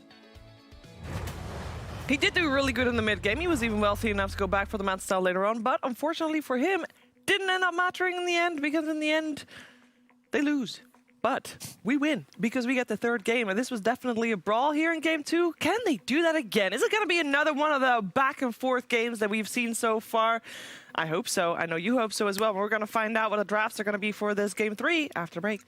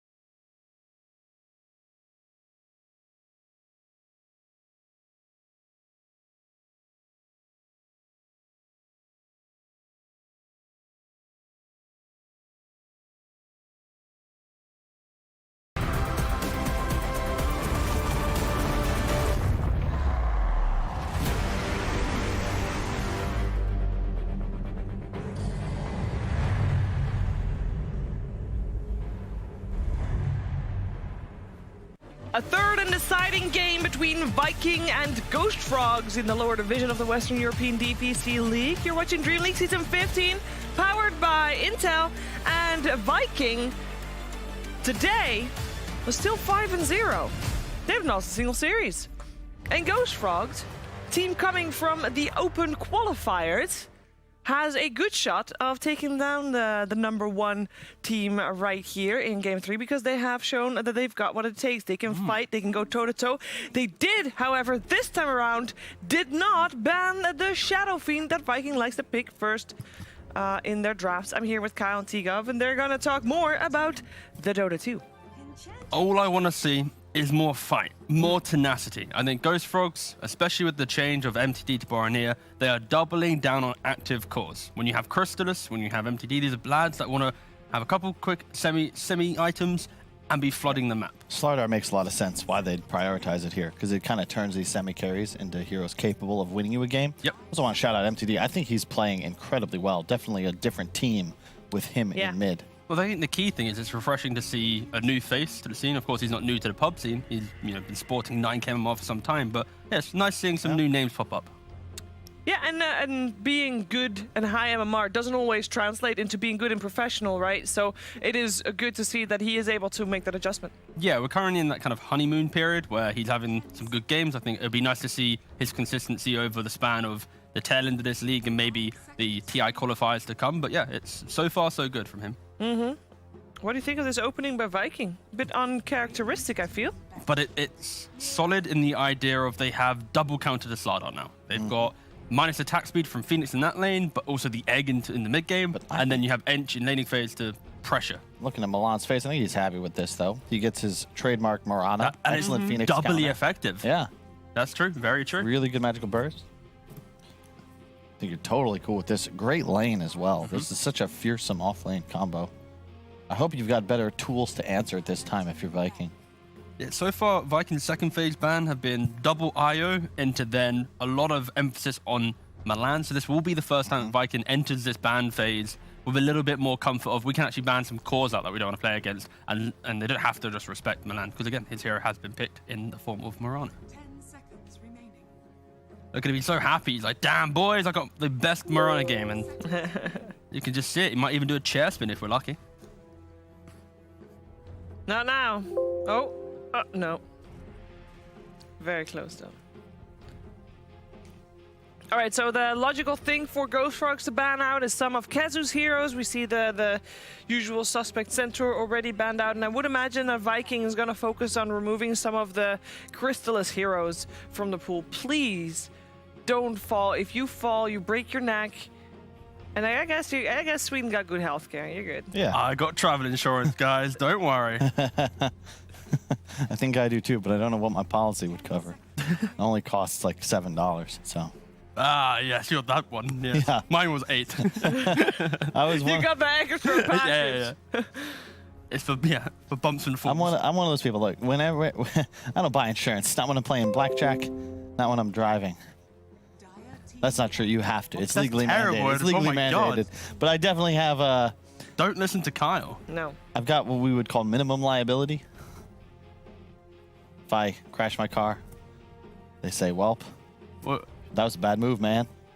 Yeah, Here's a postcard." You're a smooth talker. You'd That convince the doesn't other seem guy like an that he insurance crashed into policy you. at all. What? That's not an insurance policy. Yeah, it is. They don't insure. They don't repair your car. No, you crazy? What That do would you require. insure- what are You you need full insured- collision. You So need the whole package. What are you for that. insured for then? It's if I hit somebody else's car, they would insure me up to like $5,000. So if you crash into, let's say you crash into T's car, T at least can get money from your insurance Correct. for his car. But you Assuming he can't- stays But you alive. can't get your car back. Let's I'm say you alive. totaled In your this car. scenario, I'm alive. No, if you're not alive, if I were to crash and Yep, I know. irreparably damage you, Yep. then your estate would get up to $20,000 from the car insurance, The state. which I think is overpaying for T Wait, personally. the state. No, His estate. my estate. Oh. Yes. Us British, we do have much Yes. estate. All of us, we do own some lands. All right. But no, Sheaves, I would not get a dime for That is my car. For straight. your crime. Yeah. You didn't realize that? This is pretty standard. Like, basic insurance, you don't get coverage for you. Yo, Kyle, quick But question isn't though. that, like, Guys. okay. What's the insurance policy right now for Viking? Thank you. I'm really stuck on this whole thing because I wanted to get into the no fault scenario. That's why most No, insurance companies yes, will say no fault. subsection C, yeah. Because then Ooh, it's not your fault, it's not my spirit. fault. So neither one of our insurances has to pay. We just pay Is for that a ourselves. Medusa I just that heard? sounds like It is. That's somebody who should have got insurance. She did not see Hercules coming. That's the policy that Viking needed. They need someone to rely on at the tail end of this game. When things look rough with the aggression of Ghost Frogs, that Medusa was going to come in clean, Thank you. recovering those lost funds, those bumps Very and happy we scrapes. moved on from that. I mean, somehow we segued, so damn! Woo! Feeling it. You were Second win. leading. You guys were asking leading questions. So for Ghost Frogs, do they want to pick up Chrysalis as hero now, or are they focusing, you think, on getting a support? Because they still miss J4's hero. They do. And picking your position 5 last is strange. However, they are focusing heavily on Okay, to hear me out. Chrysalis. So Well, let's- Bane. If there was ever a game for Bane, for J4, the hero he loves, he has played it before. it's right here. That's He true. won. It's a pretty good Bane game. Actually, it was almost. It was also with the Marana and the Slardar. So yeah, it's on their radar. It's set up for the arrow and for the Void Spirit. It's There's really no nice clean against stuns. Medusa. Yep, Yeah. It's actually the Bane game. Darkseer. Okay. That's a little tricky. Wait, whoa, yeah. What role is that? Is then the All right, Slardar? so basically- oh, it's Chrysalis Slardar. Yeah, so that's what. Potentially. We've seen 2 variations of Darkseer so far in the low division. Into the breach on Exantic has run it mid. There's no way. Hopefully it's not that. This Most has likely. to be 4 position Darkseer or Slardar. There's no way you're running Slardar, Void Spirit, Darkseer and expecting to outcarry Medusa ever. Well, that's my fear. I think, potentially as well. It could also just be Marana mid What? with some Darkseer Slardar lane. Void Spirit. I don't know, man. No, there's no way that You Milan need is giving up his. You need a Marana. carry. You need to be able to actually So who's take the the game 5 in after this 20 minutes, scenario? or at least have tower damage. This is just, hey, we're gonna kill you 100 times. Eventually, you'll lose. But they That's- have a Medusa Phoenix. They're gonna win a fight at some point. Yeah, no, for sure. I think Viking has the late game for sure. But when I look at Ghost Frog's heroes, what variation do they have? Void Spirit into Puck is the matchup you want, so that's kind of set in stone. You realistically want Milan playing a Marana, and then now you have the argument of your 1, your 3, and your 5, and that's shared between Darkseer and Slardar. Logically, Darkseer 3 and Slardar 1 is the one that makes sense, because right now, if they change it up, it's just worrying. I think they put themselves in a weird position. We'll see what their last pick unfolds, because against Medusas, the best thing you can do is apply map pressure, is apply kills. It does put you on a massive clock, especially when you're playing into such great defensive heroes like the Enchantress who can face check ganks, like the Phoenix and Puck that can turn around every team fight. So yeah, Ghost Frogs put themselves in a position in the draft right now of they need to outplay and style and dunk on their opponents. Okay. Yeah, well, I felt good saying those words. Yeah, okay. We'll see if. These Is it teams the go. Phoenix or the Puck? Because right now as well, what they can do on Viking is put the Phoenix into the 3 role or the 4 role. No. That's It's kind a of- it's a 5. It's a The 4, you mean?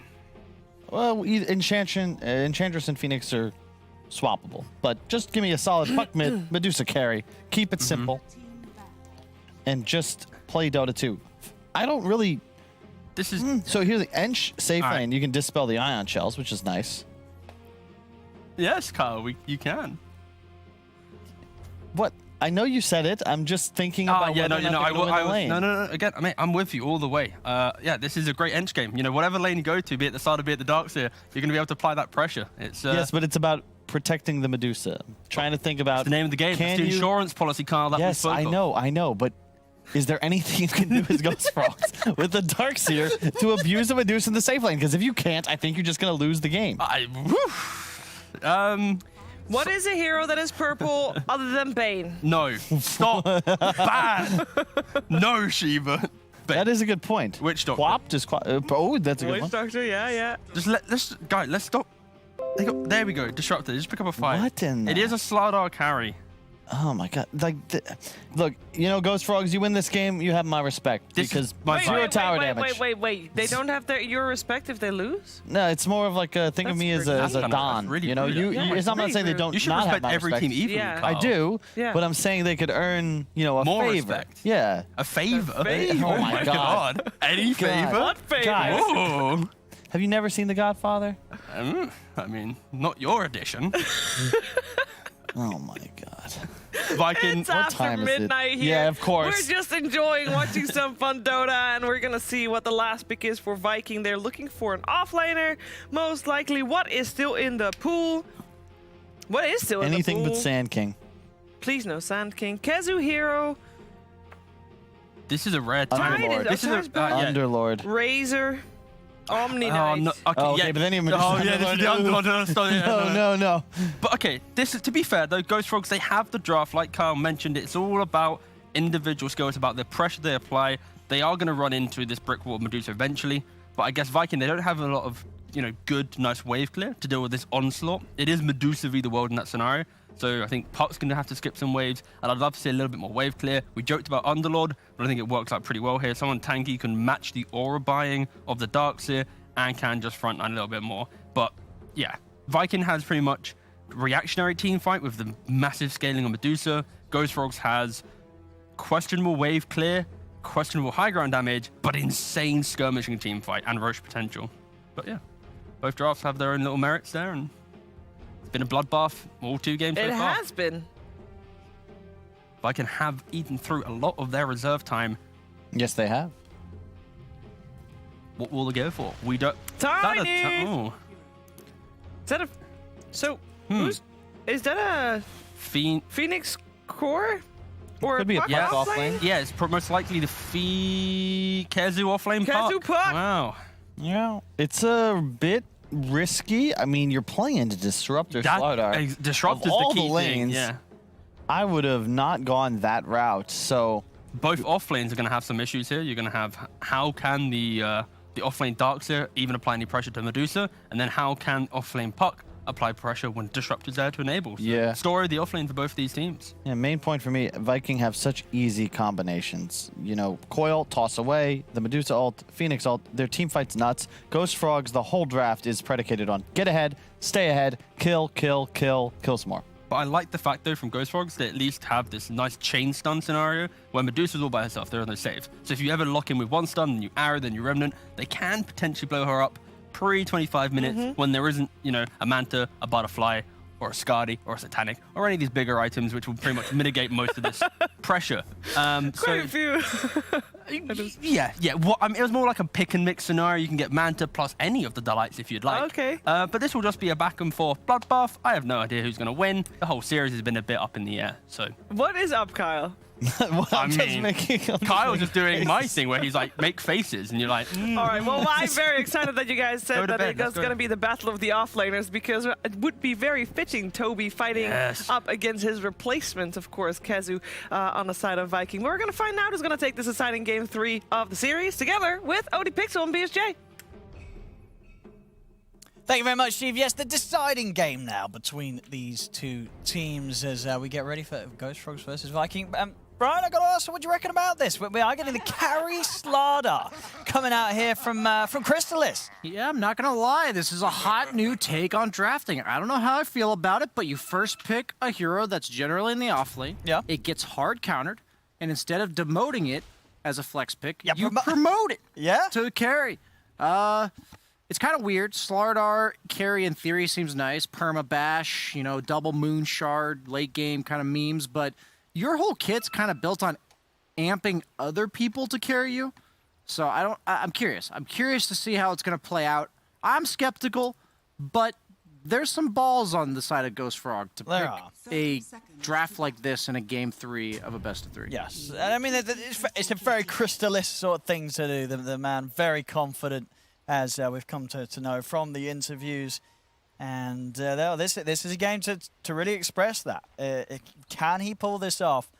Carry Slardar, as it looks on paper one of those games that you got to imagine if they don't get ahead and stay ahead, Medusa's just going to carry the game, because you don't have that sort of carrying potential. At least you could think so from what we know of Slardar and what he can achieve. But maybe we're going to see Crystalis show us that Slardar is good to carry at all stages of the game. We'll find out here. Yeah, I legit have no idea how this matchup goes later on. Absolutely no clue. I'll be keeping an eye out for it. The problem with Slardar is he doesn't really naturally buy any acceleration items. Gonna probably be looking out for a Midas You don't go Maelstrom because it desynergizes with your entire minus armor. Battle Fury is just not a good item on Slardar. So how does he plan to even remotely match the farm of the Medusa? Either you go for something like the Midas, or you straight up just run at them. So that the Medusa, you're like, if my farm's gonna suffer, I'm taking you down with me. That's the other approach. As it was kind of cool, we saw the tiny Boom there trying to be aggressive, but then the Void Spear got the deny, so he didn't get level 2. Couldn't use Avalanche. Celery, he did not eat his vegetables today. He is dead. First blood here for Toby. On the top lane. The beautiful arrow connects from Milan. Nice deny from MTD. MTD, the MVP. Oh, nope. Couldn't get that deny. That was a nice play by Boom. Gets 2 tower shots, making him have to run away. Both heroes pretty low armor to start. A lot of little mind games going on here. And now they're calling it a truce because they both have no HP.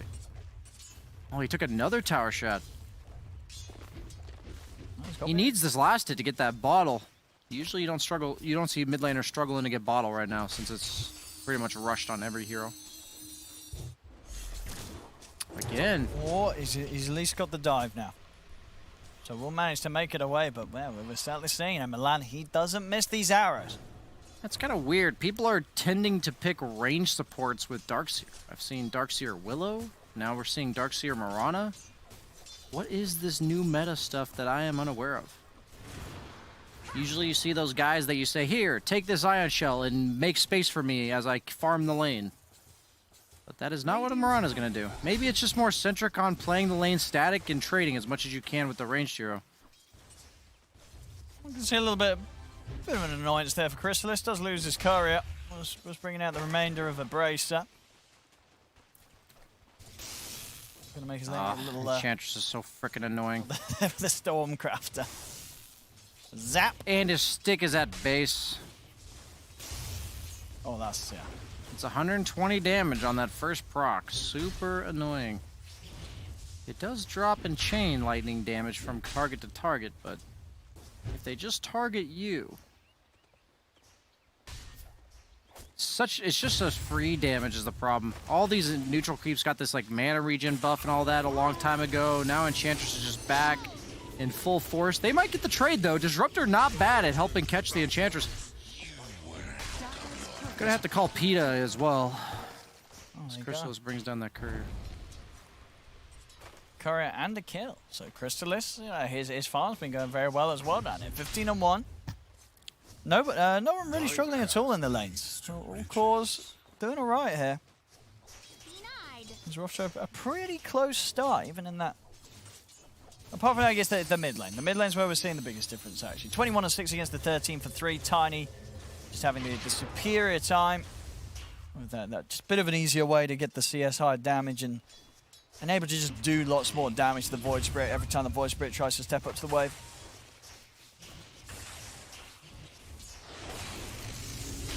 Artemis may have overstepped. Does purge the thing though, or the Guardian Sprint. I guess one more hit though. Oof. He's gonna have this. Salve. It's not gonna save him. Or Kezu as well. He's got orb up. So Kezu will manage to save himself, but they're having a pretty good time on this Radiant safe lane. Yeah, he had 3 bash charges there too, so if he had managed to whack him once, Kezu would have gone down. Mid lane though is a disaster. It's not going to get any easier now for MTD. He's fallen too far behind. Yeah, I told him he was MVP earlier. Now he's whatever the opposite of that is. It's too late to think. PVM. There you go. There you go. That is it. Just back to front, but it works.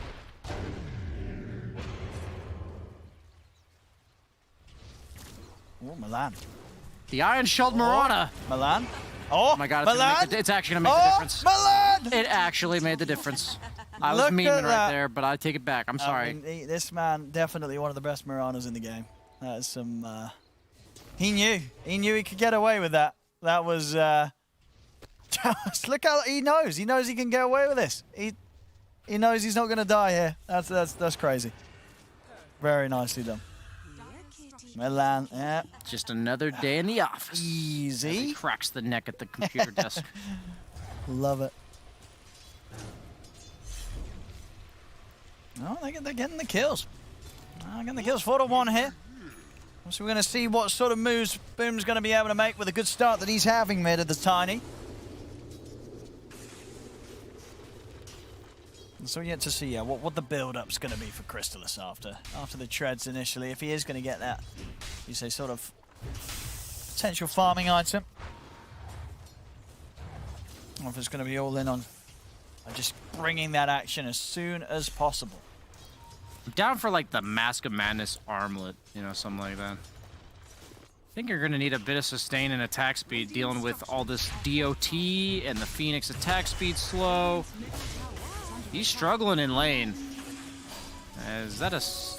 He's just going to go down. He has a Windlace no salve being brought out. CJ4, and not going to be able to take down Keza in return. So yeah, this time Viking able to push Crystalis over the edge. Here, kitty, kitty, kitty. It's hard to explain, but certain heroes just benefit much more from the dynamic of what it's like to lane from the off lane and what it's like to lane from the safe lane when it comes to like tower location, lane equilibrium. And Slardar operates on chase distance, and usually that benefits you more if you're an off laner. So it's just kind of weird, as they do utilize that capability now. But isn't he supposed to be like a strong laning carry? I'd have to imagine that's what they were going for. I mean, he's killing. Yeah, I guess he is beating Kezu by 300 net worth. The double bash proc probably just gives him guaranteed CS every creep wave. I'll have to try this one out myself if it works here.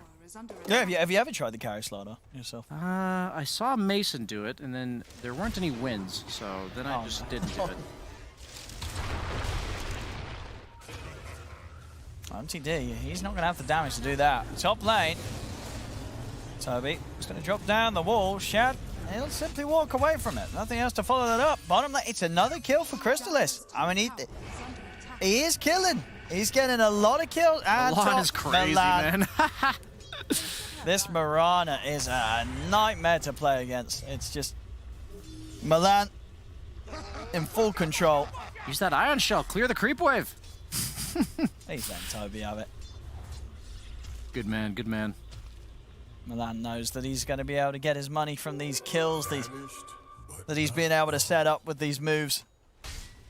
Yeah, I would not give this guy Mirana. No. That's day and night difference impact, I feel like, from most other supports he plays. No offense to Milan. This is just an incredibly impressive showing on Mirana. Oh. Chad? That was awfully close there. He didn't even look at that. He's like, I'm perfectly on pace to dodge this. Going for the Midas on Deucer, Brian. Fan of this? I will say TBD. Okay. Against Darkseer, it makes sense because the guy that usually invades you and ganks you is the offlaner. But they have a very, very active other 4 heroes. So I think he might be underestimating the amount of Ranat that he's going to be dealing with. And something like a Yasha or a Dragonlance might have just been much more impactful. Like if he had treads and a wand right now, he might not die. I guarantee you he would not die. So maybe they can get something in return. They get the Dream Caller down to the 2 of them. Combo comes into play. Crystalis is pretty deep. They've got the Moonlight Shadow to try and get him out of it. Not going to save him. Kezu will manage to take him down. So, a carry for a carry. We'll keep that in mind, though. That's one death for sure caused by a Midas. Like, I'm firmly confident that if he had 2 bands of Elven Skin, treads, and a wand, which is about the same price as the Midas, that he probably would have lived there. I think, definitely overall, though, it's going to be that confidence from Viking that, you know, they're just looking at the lineups and they're saying, look, if we just don't let this game, if we keep this game going for as long as possible, we're going to win. We got to do so. What have they got? What have they got? You know, I don't think Viking are going to necessarily rate the potential of a Slardar carry in the late game. So they just feel that, you know, Deucer, we just keep the game going. Midas is going to just propel him to even greater heights as the minutes pass. You know what? I'm not going to count out the fact that they have a Darkseer against this Medusa. Okay. You will be turning the strength of the Medusa against herself, and she's not good at killing her own illusion. Because she is spread damage, right? So I have to imagine Darkseer might be pretty good in theory late game. If one Medusa is an illusion and has the amp that's amping up that damage. It's a really cool theory, like idea behind the way Ghost Frogs intends to win this game. I have absolutely no clue if it'll work, but it's kind of cool. There we go. Nice They've got the remnant. setup with the Dream Coil. The coil down, nothing to be done for MTD. Slack said it. Watch out, watch out, watch out. Buy that fan pack. Very catchy, bro. Thank you. That's about as good as it gets at 1 a.m. From me, that is. I mean, it's close stuff. Less than 1k in it.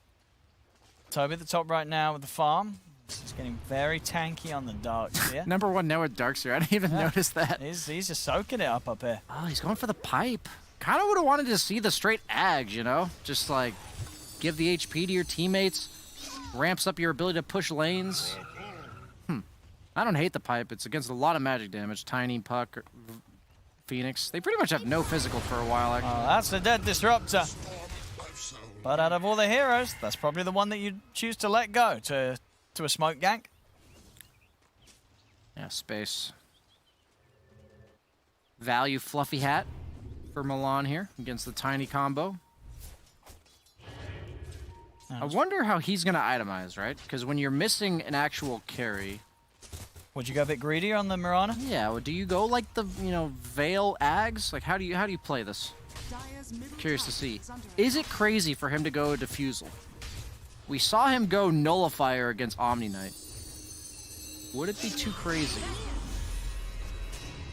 It's just a one-man Dream Coil, and there isn't the follow-up. Toby's going to be fine. Here it is, the Medusa illusion. Oh, no, it's a tiny illusion. Oh, they got the Static Stone control with the glimpse back. They grabbed him. The Egg's going to come out. They're going to turn their attention towards it. They're going to be able to easily take it down. You win Mask of Madness. Wow, I didn't actually think you would do it. On the Slardar. Oh, he calculated that Fluffy Hat right there. Actually saved his life.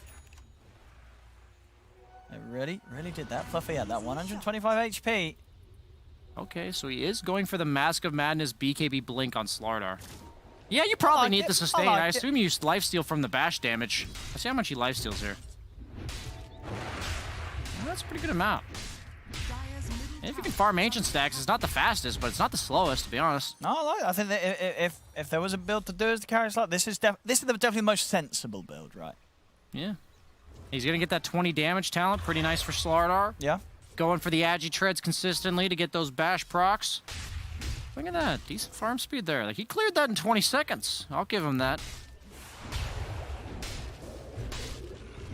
Well, it's definitely looks like he's going to have potential. I mean, he's having a good game. 5, 2, and 2. Been a solid opening here for the first 13 minutes. Yeah, but when do you ramp up the pace?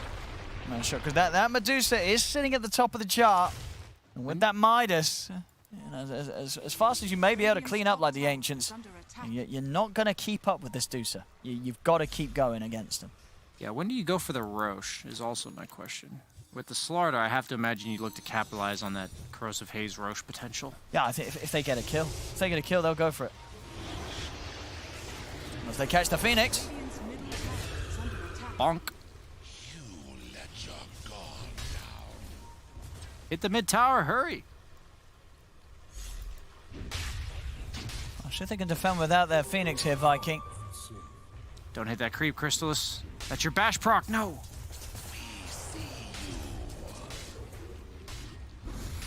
Already, they're going to drop the Dream Coil down onto the Void. Caught the Void Spirit here, but they've not got follow-up. So there's a Dream Coil down the drain, and now they've got the control on his Shad. They drag him back into the Static Storm. They make the jump over towards the Deucer. See if they got the damage to bring him down. Maybe Shad's gone. Can't get the Stone Gaze off. The damage was already done. The shield had broken down his mana pool. Yeah, I'm straight up flaming this Midas. Midas means that you intend to not participate in fights, but then he's finding himself stuck defending his mid tower, and then he's dying. And he's crucial to being that dangler. Oh. J4? He's going to get burnt down by the Stun Ray, but they've been able to get the grab onto Kezu for it. That is not going to work. And now the Egg. The Egg's gone as well. Another smooth move here as Ghost Frogs making some fantastic plays around the Crystallis carry Slardar. And Viking, they're just not ready for it. This guy studied the Masonry plays. I'm telling you. It's looking good. This tier 1 tower, it's going to be gone for sure. Oh, I say that. Shad's TPing in.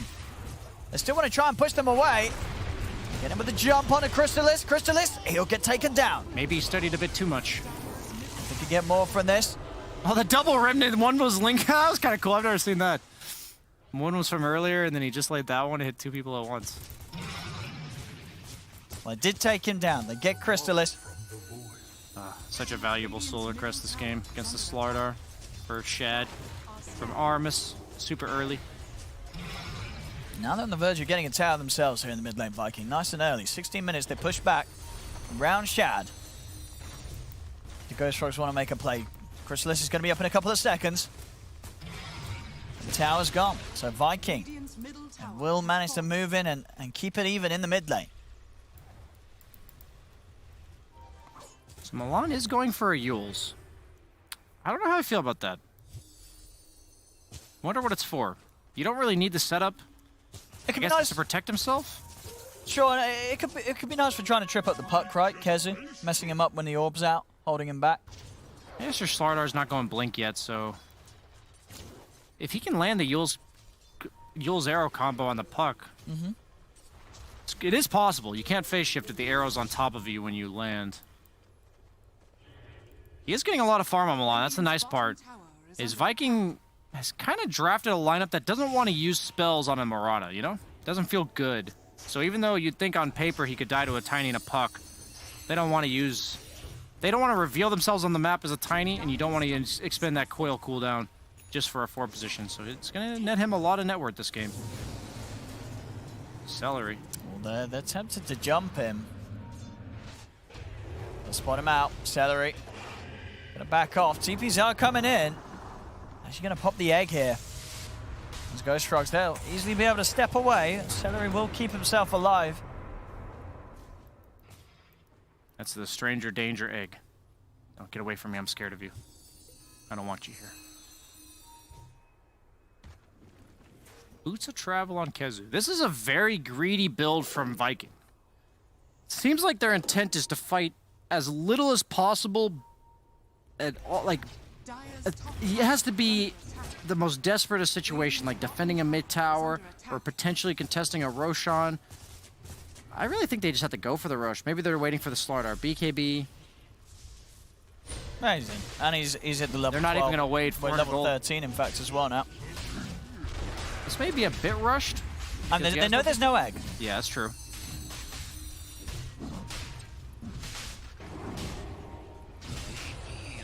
So Viking, they want to try and jump this. Well, Ghost Frogs are respecting the poke here from Viking around the pit. They are a little hesitant about committing, with Vikings starting to show their faces around the area. These seconds being bringing Celery closer towards having the ult ready to go again. Shad needs to find someone to pop his Midas on. There we go. Well, that's a nice neutral item for Slardar. Quicksilver, Amulet. You pretty much always have an ability on cooldown because you pop that sprint. So it's just a 25 attack speed and 10% movement speed or so.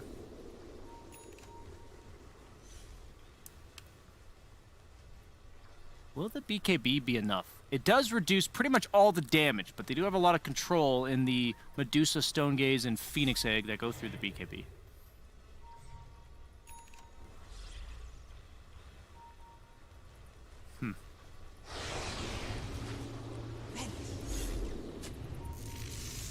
Nice D-ward. Oh, and it's actually going to be boomed that goes for the jump. He's in straight away, takes down the Disruptor, but now they're ready with the counterplay. The walls drop down, Vacuum as well, they bring down Boom. Nice put over. Nice placement on the high ground. Crystallis getting the bashes in onto Kezu. Kezu's able to jump out in time, but MTD's in with the chase. They bring down Kezu. 2 down on Viking, and now with the amp up on Shad, they're going to have the vision and drag him back with a glimpse. Static Storm drop down as well. They're able to fully focus in onto Shad. They got the control and the damage with the bashes coming through from Crystallis. They certainly do. Shad to fall. Something about a Slardar just Mask of Madness bashing you is pretty funny to watch. I mean, it's absolutely working. This Slardar is not giving any opportunities for them to, like, how do you even fight back at him at this stage? They're just not prepared. gfrogs getting the team wipe here against Viking. And with that said and done, easily enough time to get into the Roshan and finish it off for themselves. Dude, this draft by gfrogs is dope. I kind of hope it wins just because it's so cool. The Disruptor pick was perfect, I think. Because the only issue they have, as you noticed, is that Viking is trying to avoid fights. gfrogs is trying to force them. And what better hero to say, come back here and fight me, than Disruptor with the glimpse. These glimpses have been crucial. Yes, he got bursted at the start of the fight, but Boom traded his life for it. And then he just bought back. So they were able to get the Medusa as well. Oh! That fluffy hat, man. That fluffy hat. That saved him a fair few times. Wear the proper head protection, guys. It will save lives. Boom. He's found Crystallis. Crystallis. He's not going to risk things here. BKB and a TP out. Doesn't want to lose that Aegis quite yet. Wants to save it for a better fight. Yeah, it's 7.29. Who gives a crap if you pop your BKB? That's true. It's crazy how much less punishing it feels by taking the maximum duration down to 9 and the minimum down up to 6. It used to be that the max was twice as long. Now it's only 50% longer. Do you not find that the longer cooldown hurts you, or the 5 seconds? Like, there's obviously going to be crunch situations where it'll matter, but I personally have not felt it so far. But I also don't buy BKB. I'm from North America. Buy BKB. I'm kidding. I do buy BKB, guys. All right. I just forget to press it, so it doesn't go on cooldown. He does almost have Blink if he elects to go for it on Crystallis. I'd like to see the Blink. I think he can shred the 2 supports. Sure. He which just is gets in his build. Master Man is BKB, and they're gone. What do you do when a Slardar comes flying at you like this? It's very, very terrifying. After that AC, I want to see a Moon Shard from the Slardar. That's the dream. None of these heroes are buying status resistance. You could permabash them. The only way they can stop it is the status resistance. They're looking. They know he's down here. I think they scanned, maybe? Oh, wow. They found him. EU region 100% hunts trees way more than... We're seeing it a lot. I've noticed it in my pubs as well. I'm like, holy shit, they're actually looking for me here. I've been here for 45 seconds waiting for them to leave, and they're still looking. It's a lot about process of elimination, it seems like. If they don't see you somewhere else, they'll assume that you were where you were just last seen, which even if that was 45 seconds ago, if it was bottom, they're like, well, where else would this Phoenix be? You know, did he really TP to his own tier 2 to sit there? Probably not. Dire's bottom tower is under attack. Oh, let's go. They're smoked up. Crystallis, the blink is out. Grove bows really value here since they're having some single target damage issues, bringing down these beefy boys on the Viking side. Still 2 minutes to play with this Aegis. Yeah, I can't get that courier yet though. She's still dead. Death. Ag's done on Toby. Wonder what he takes at level 20 on the Slardar. Does he take the Lifestealer or does he take the Baros of his? Is he gonna get him? Oh! Oh my goodness! Would you look at that there, MTD? This is beautiful. I mean, what a catch. Just as you were saying, the skill when it comes to finding people hidden in the trees. I've already gotten slightly better at it myself. I can't imagine what happens when you have years of practice doing this crap. Everyone does it. Bottom tower is under attack. No, there's nowhere to... You can't hide. You really cannot hide.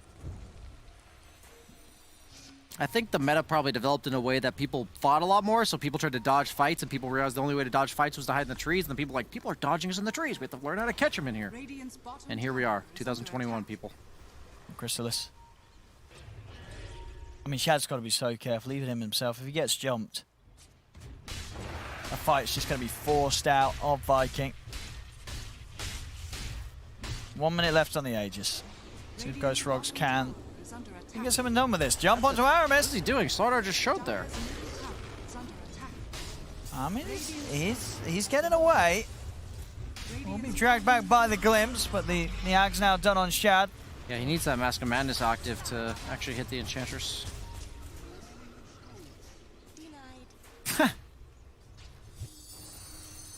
I've got to be careful with that timing now, though. Aegis is about to expire. They'll swing away from the action mid, head towards that top tier 2. I'm surprised Miranda didn't buy a solar this game. Yeah, you would have liked to just see him sort of. I feel like it'd be real nice. Not as an aggressive solar, as a defensive one. Sure. Or as a buffing one.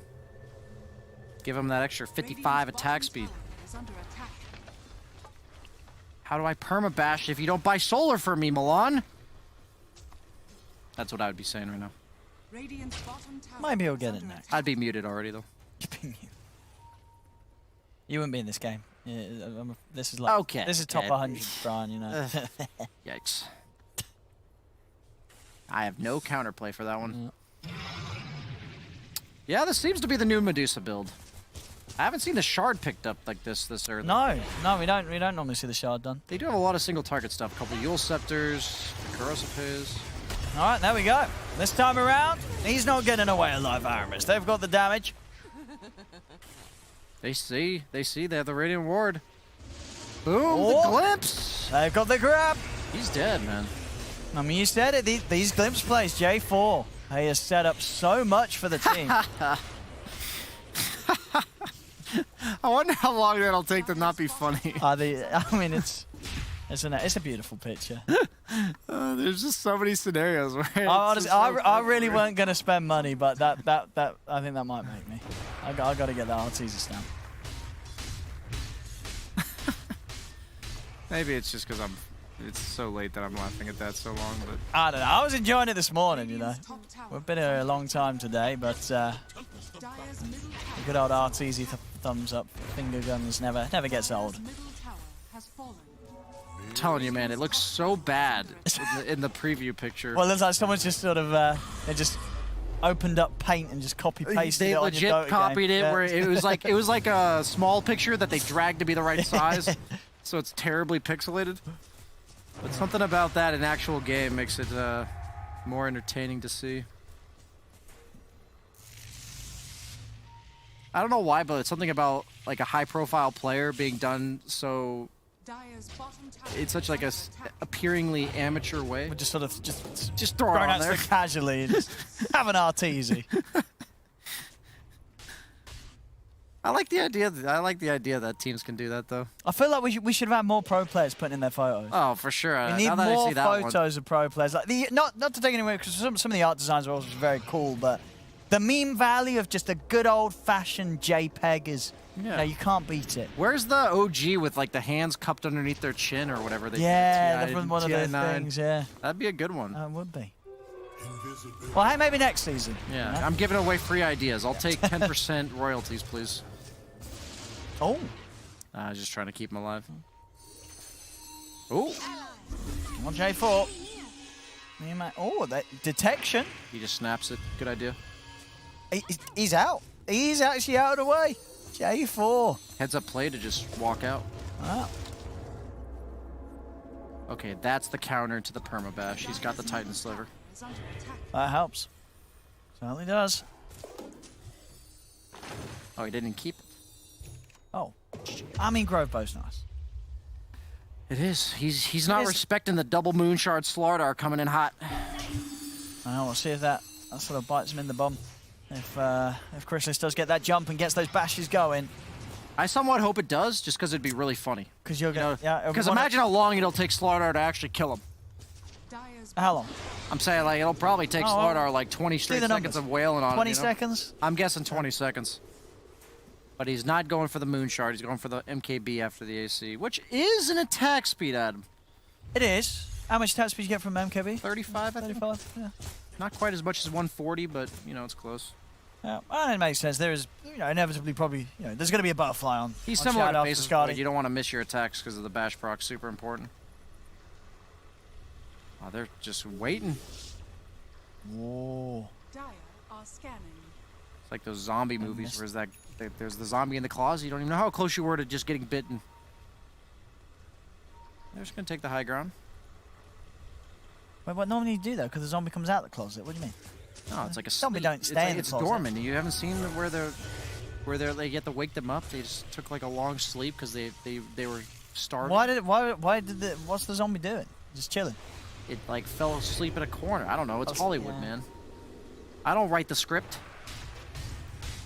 I just watch every single one, so they keep printing them, you know? Oh, Milan! That fluffy hat. Oh, it's in the backpack. Hey, and the Yules, he's got leaps ready to go. He's away. He won't be able to burst Milan. Yeah, it was close. This fluffy hat was backpacked. Gotta be a bit careful there. Easy Centaur. I mean, they can look for action, but of course, I think Chrysalis is also going to be rather happy to just get this AC done before anything kicks off.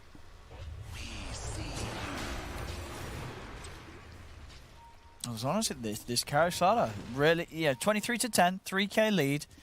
I think this is going the way that they would have planned for. When they come in with this Karo Slaughter, I think they're hitting timings. So far, so good here from gfrogs. I have legit no idea who's winning right now. And that's a cool feeling. That's kind of happened this whole series, right? The games have been very hard to sort of see what the outcome's going to be. We've had a lot of back and forth this series. And this game, again, it's one of them. Yeah, like gfrogs, I think they're hitting their timings. But overall, the question's going to be asked, you know, is it going to be enough of a lead for gfrogs to take a fight and end the game? Or are Viking just going to be able to stall things out and we're going to have sort of a 60-minute banger with Deuce just becoming the sort of the ruler of the entire game in the late game?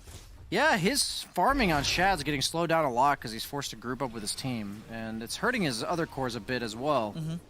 Kind of similar to the Wraith King story, where Kezu and Boom have just fallen off a bit in the net worth. Much more even distribution from gfrogs most games. Usually it's Shad, 3 gfrog players, and then the rest of Boom, or the rest of Viking GG. Are they going to find him in the trees here again? I mean, they're hunting. He missed.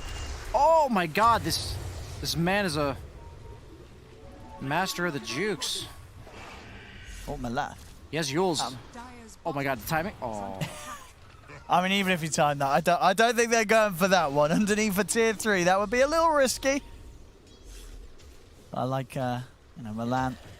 Full aggression here from the Mirana. If they can get that Disruptor Axe, that would be pretty game-changing. Also the Shard, if they give that to Disruptor. That Disruptor Shard. Yeah, the Shard buffing up the Slardar. I like it. Oh! Come on. Ah, he's cool. He's got leaps. But, that was so dangerous for gfrogs. Oh, Boom. He has no BKB on Boom. He's got to be a bit careful. 25 seconds. A very peaceful game. Yes. Do you like the sound of Deuce's CSing? It's quite a nice one, isn't it? Does it rank highly on sort of your nice carry sounds to listen to while you're farming? I think I'd prefer the bonk of the Slardar personally. Oh, really? Yeah. Oh, it's quite abrasive. Medusa's is like soothing, but you hear it 98% of the game, you know? Because she's just hear it too always much. hitting creeps. Slardar, you don't get that euphoria from just bonk. Yeah, but it's... Yeah, but listen to that. It's like the lovely, gentle sort of pitter-patter of the arrows. Like it's nice, because it doesn't sound threatening, but... Eventually you have 2 rapiers, and it is. Yeah. Oh, hello. Steps into a Remnant. Steps into a fight here, but they're on Chrysalis. Chrysalis, he's got to get out of the pit. As he can't, he's stuck, he's dead. That was an Axe coil, so he's just glued in place. There's the combination of the stoning here from the snake coming out. It's just freezing him in position. Come in with this buyback. Oh, jump here from to the back lines. MTD. The snake is so annoying. Chrysalis, he really wants to finish this road. He has no BKB. This is risky. He brought back for this. Chrysalis, Boom's going to get the jump point on him. Chrysalis is going to get bashed by Roche. A punch. The vacuum down. They've got the damage to bring down the finish, but a buyback comes out straight away. And Kezu is in the pit trying to finish off Roche, but Chrysalis goes down. That's a dieback from Chrysalis. Milan's trying to finish off the Roche, and Milan won't get the kill, but he'll get the Aegis. It might not matter, though, as MTD goes down. Milan's able to get the blink off in time. He's out with the Moonlight Shadow. I'll be honest, I think MTD had to pop his BKB and just man up and take all the damage there while Chrysalis was hitting the Roche. I think they just had to make the rest of Viking do something. They all just were like, oh, he's hitting Roche again. Let's go poke him down. Sure, yeah. Slardar never hit a hero there. He just got avalanched, orbed, hit by Roche, Phoenix Sunraid, and just died. And what did we have? So, you know, Milan, he got the Aegis, at least denying that away from Viking, I believe. Chad's got the cheese. I think Boom took the shard. Boom already had its... Oh, he already Oh, wait, no. Boom... what is... He did take the shard. Okay, that's actually a pretty nice shard. Yeah? Forgot about Tiny Shard. Yeah, that's a nice shard. Now a bit of a window of opportunity here. 30 seconds, no Crystallis. Gives him a lot of building damage. Oh. And the BKB pop, boom. He's ready to just charge in and start the action off. He's in under the Disruptor as he'll take down J4. The vacuum back, the wall down onto the two of them. MTD jumping across, boom. He's backing away, the X coming out from the side of it all, but they've got the Remnant controlling, boom, boom. He'll move in, boom, still alive. But MTD, he'll finish him off. That's boom Slardar's gone. alive again, and they have no Medusa ult. On the glimpse. He's back in the base, Shad. Shad. Now what? Punch him. He's trying to stand his ground, is Shad. The illusion's out against him. Crystallis. He's not going to be able to get the blink in. See if they want to chase outside of the base. He's trying to close the gap. He's trying to look towards the backlines, but again, the Axe. He has to stand there and fight because of the glimpse. Yeah, at this point, it seems like Crystallis just doesn't threaten the Medusa enough. I'm kind of disappointed that he didn't go all in for that AC. He saved for buyback for the Roche fight, and you saw that he didn't kill Roche fast enough. I think he kind of just had to buy out there. He only has 14 armor, and he has a Mask of Madness as well. He has 6 armor when he pops that. He's going to now invest in it, but... I mean... You can't afford to fall behind, you know? You bought back... Is that even worth it to buy back when you're Slardar against Medusa? You know, it's... I feel like going all out for your itemization. You got to hit those timings. Oh, that's a nice one, though. Penta-Edge Sword. Does he take... Oh, yeah, is he going to take that one? Yeah, he took it. he'll take 45 damage. That's a lot of damage. 100 attack range. Okay. Maim. Old Sange. I guess it's cool they put that back. I always forget about this item because it's usually pretty underwhelming in comparison to most tier 4 items. But they did buff it a pretty good amount. I think we're definitely seeing that the difficulties arise now for gfrogs at this stage. If they don't get someone on top of this Medusa, then Shad will be able to just sit there and take them down. It's getting to that point where, you know, Medusa just is ruling the stage of the game. She will carry you. She will outcarry you in these team fights. It's MTD. He weren't ready for that. As we once again most likely see innovation fall flat on its face. Dire's top tower is under This is for all the viewers out there that say, why do I see the same heroes every game, every patch I play? Just makes me a bit sad every time. Oh, what would you take? Penta-Edge or Leveler on the carry Slardar? Probably Leveler. Or Minotaur Horn. I mean, all are very nice for Slardar carry. Probably the Leveler. Yeah. Go all in on the attack speed. Yeah, the 5 armor is not bad either. Ooh, do you take the Spell Prism on Dusa? Oh, he gave it to Puck, okay. Oh my god, he's gonna have Refresh Orb on Kezu. This is like the I Grief enemy carry build. Sure, we just lay down 2 of these bad boys on the carry, and it's what do you do? Yeah, if you get coiled with Ags and they just have the Medusa even remotely nearby, you're dead. Because they're gonna pop the Stone Gaze, the Egg's gonna lay on top of you. They might have to consider buying like Eon Discs or something. Just for that, which sucks. And I don't think they can afford to do that. Not the network distribution I think gfrogs had in mind. If you asked them, you know, 39 minutes in, who do you want to be your top net worth? I don't think it was Darkseer. Dire's bottom tower is under attack. Now there you know, AC's now done for Crystallis. On the side of Viking there, that's the Daedalus on top of the Skadi. Shad, he will tear them all apart. Have some conviction. Put that Midas back in over those treads. There you go. There you go. I'll have a minor pause here. It's getting to the stage where things are going to be rather difficult for gfrogs. They need some incredible sort of execution. We'll see a little highlight of the arrows, I believe, probably coming in here. As Milan, they did a lot to set up for the amount of kills that they were finding this game. As they're, you know, 26 to 15 right now. They did get a hell of a lot of kills with those early plays, early movements. But at this point, it's definitely a question of what it's really amounted to. As they are now facing the late game threat of the Shad Medusa. Oh, there he is, Milan. He's certainly done his part this game as the Mirana, but only so much that can be done. 6-0-11. He's certainly put his heart into this. Has nearly got the Aghanims, and that will help with the D push. You know, allow them to keep the game going. See It again. should be called the Fluffy Hat highlight reel. Very original, Brian. Yes. Yeah. Oh, again, apologies for the pauses, ladies and gentlemen. Much love to you out there in this evening, this morning, or wherever you are in the world for staying with us tonight. As I think you definitely agree this has been worth the staying up for. We've had a lovely best of 3 here between these two, Viking and Ghost Frogs. Now at this stage, you got to ask yourself. I mean, for you at home, what way do you reckon this is going to end? Is it going to be the Deucer just taking the late game, or do you think Ghost Frogs have any more tricks up their sleeves? I'm going for 37. How many Medusa illusions have been slain? 37. Let me just do the maths on that one. I would say... I'd say actually probably about 28. I'm waiting.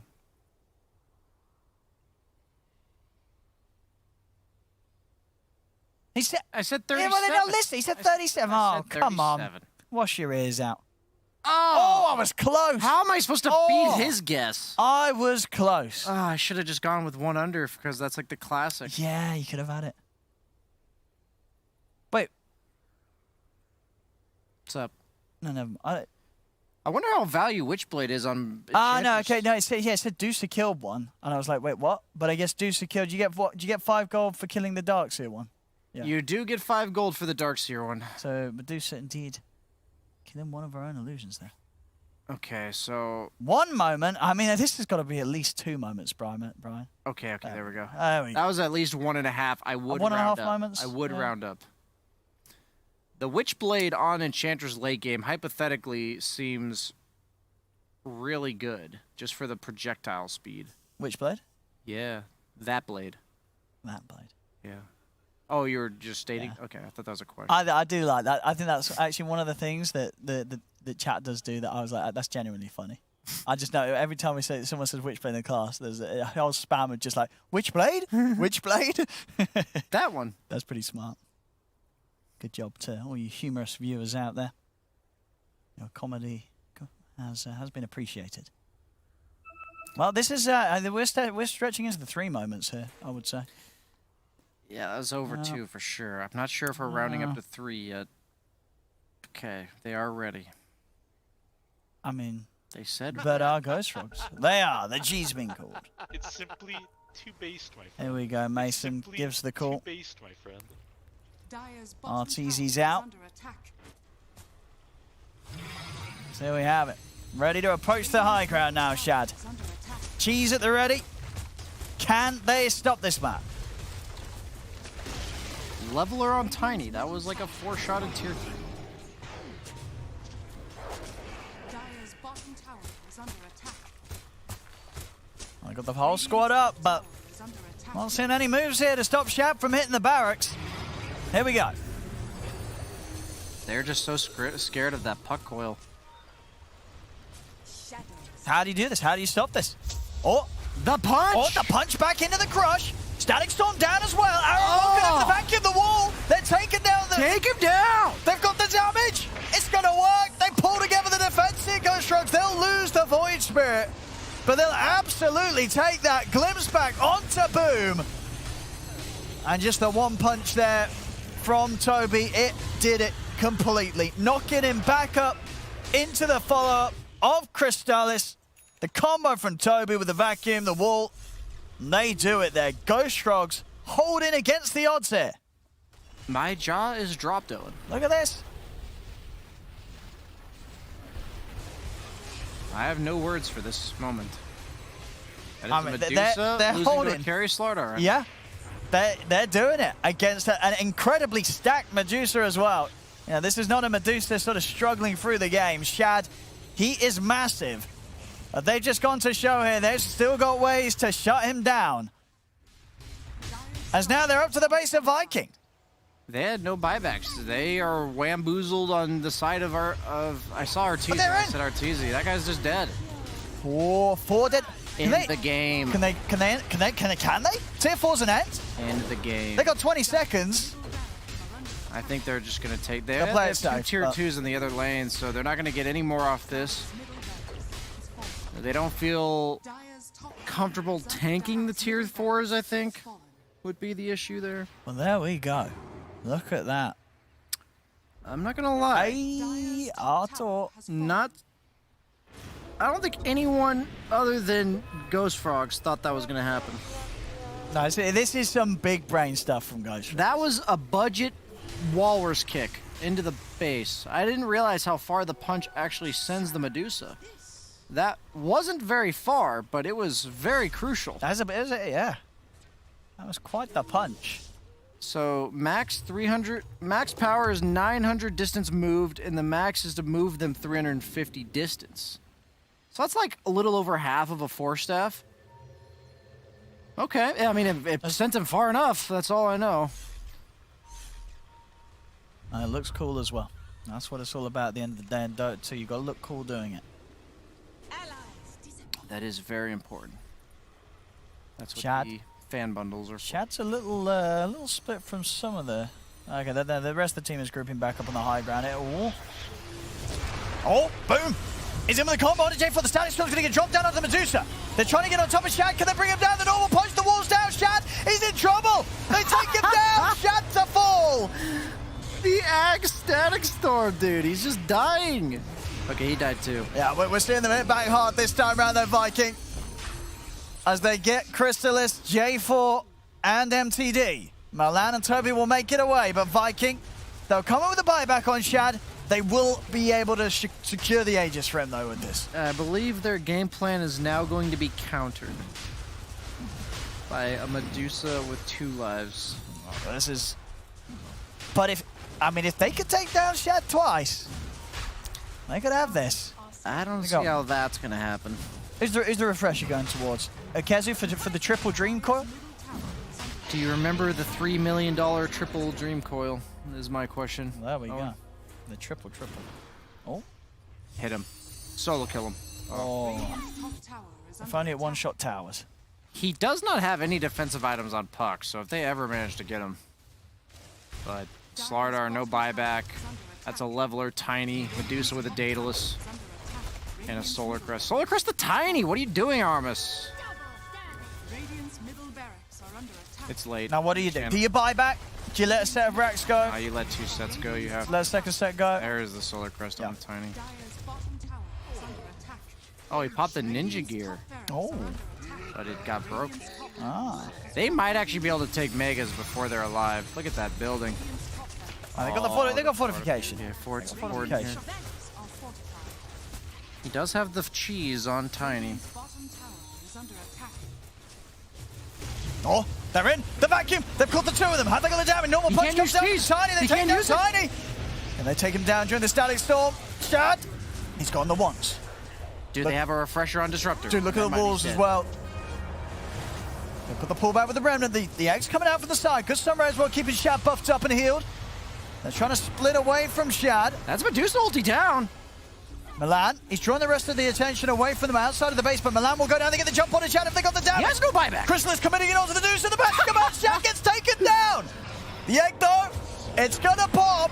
Crystalis will die. MTD's down as well. So's Toby. MTD the only one with a buyback available here. Wait, is that a bug? Did he get the toss bug? He did. I think he did. He respawned in the same spot. Now, can MTD defend against 4? Oh, boom. Oh, he missed. What? Diving? Oh, he's got cheese. Dude, if he had hit that Remnant, I think he might have died. He would have definitely died. Because the Fountain does more and more damage over time. He's going to have... Ooh. Disruptor's up in 17. He will have Static Storm. Is there a chance they can hold this? I don't know. How much does Slardar need for... They all need like 1,000 gold, so that's just not happening. That's not happening at all. But Disruptor has Ag Static Storm. The game is not going to end, I think. All right. He's gone for an Eon Disc on Medusa. He's had enough of these Static Storms. That is a first. Milan's baiting with the Courier. J4's back. MTD and J4, can they hold? I don't think so. Minotaur Horn? Well, J4. I mean... No, that's not going to do the job. They're not going to get the kill here, J4. He's back to the fountain. Oh, and the avalanche of the tree. It's going to take him. Now they got the Dream Coil onto MTD. As MTD, he'll die as well. All dead without buyback. Viking, they will be able to close this game up as the series. It's theirs. That was a game on. It was indeed. And, you know, gfrogs, you got to say hats off to them, right? They tried something a little different. They go with the Chrysalis Slaughter. It had potential. You know, they made Viking work for it. Viking, up until the very last moments, you know, Shad was still getting dealt with by the Chrysalis Slaughter, but it wasn't enough at the end of the day, as they had the definitely a more traditional out with their draft, their build-up there, sort of the draft that they've been winning with for a long time now. Viking, this whole idea of the Deucer plus 4 heroes ready to make plays all around him. And as they do pull it together, then they'll get this game 3 victory. I memed about the Darkseer at the start, but that illusion was something to I don't even know the right words. It was very powerful in the late game in tandem with the Slardar Corrosive Haze. Yeah. That was a weird-ass game. I thoroughly enjoy weird-ass games, and it was a pleasure to be a part of it. It was. Well, there we go. An excellent series here. A lot of fun here with this best of 3 between gfrogs and Viking. But with that victory there, Viking will come out the victors again here in this lower division as they'll take the series 2-1 against gfrogs. Have a good night. 3-1 indeed for Viking. They made it close here again. Credit to gfrog for, of course, putting up that fight. We're going to break down game 3 and talk to one of the winners still, but only after a quick break.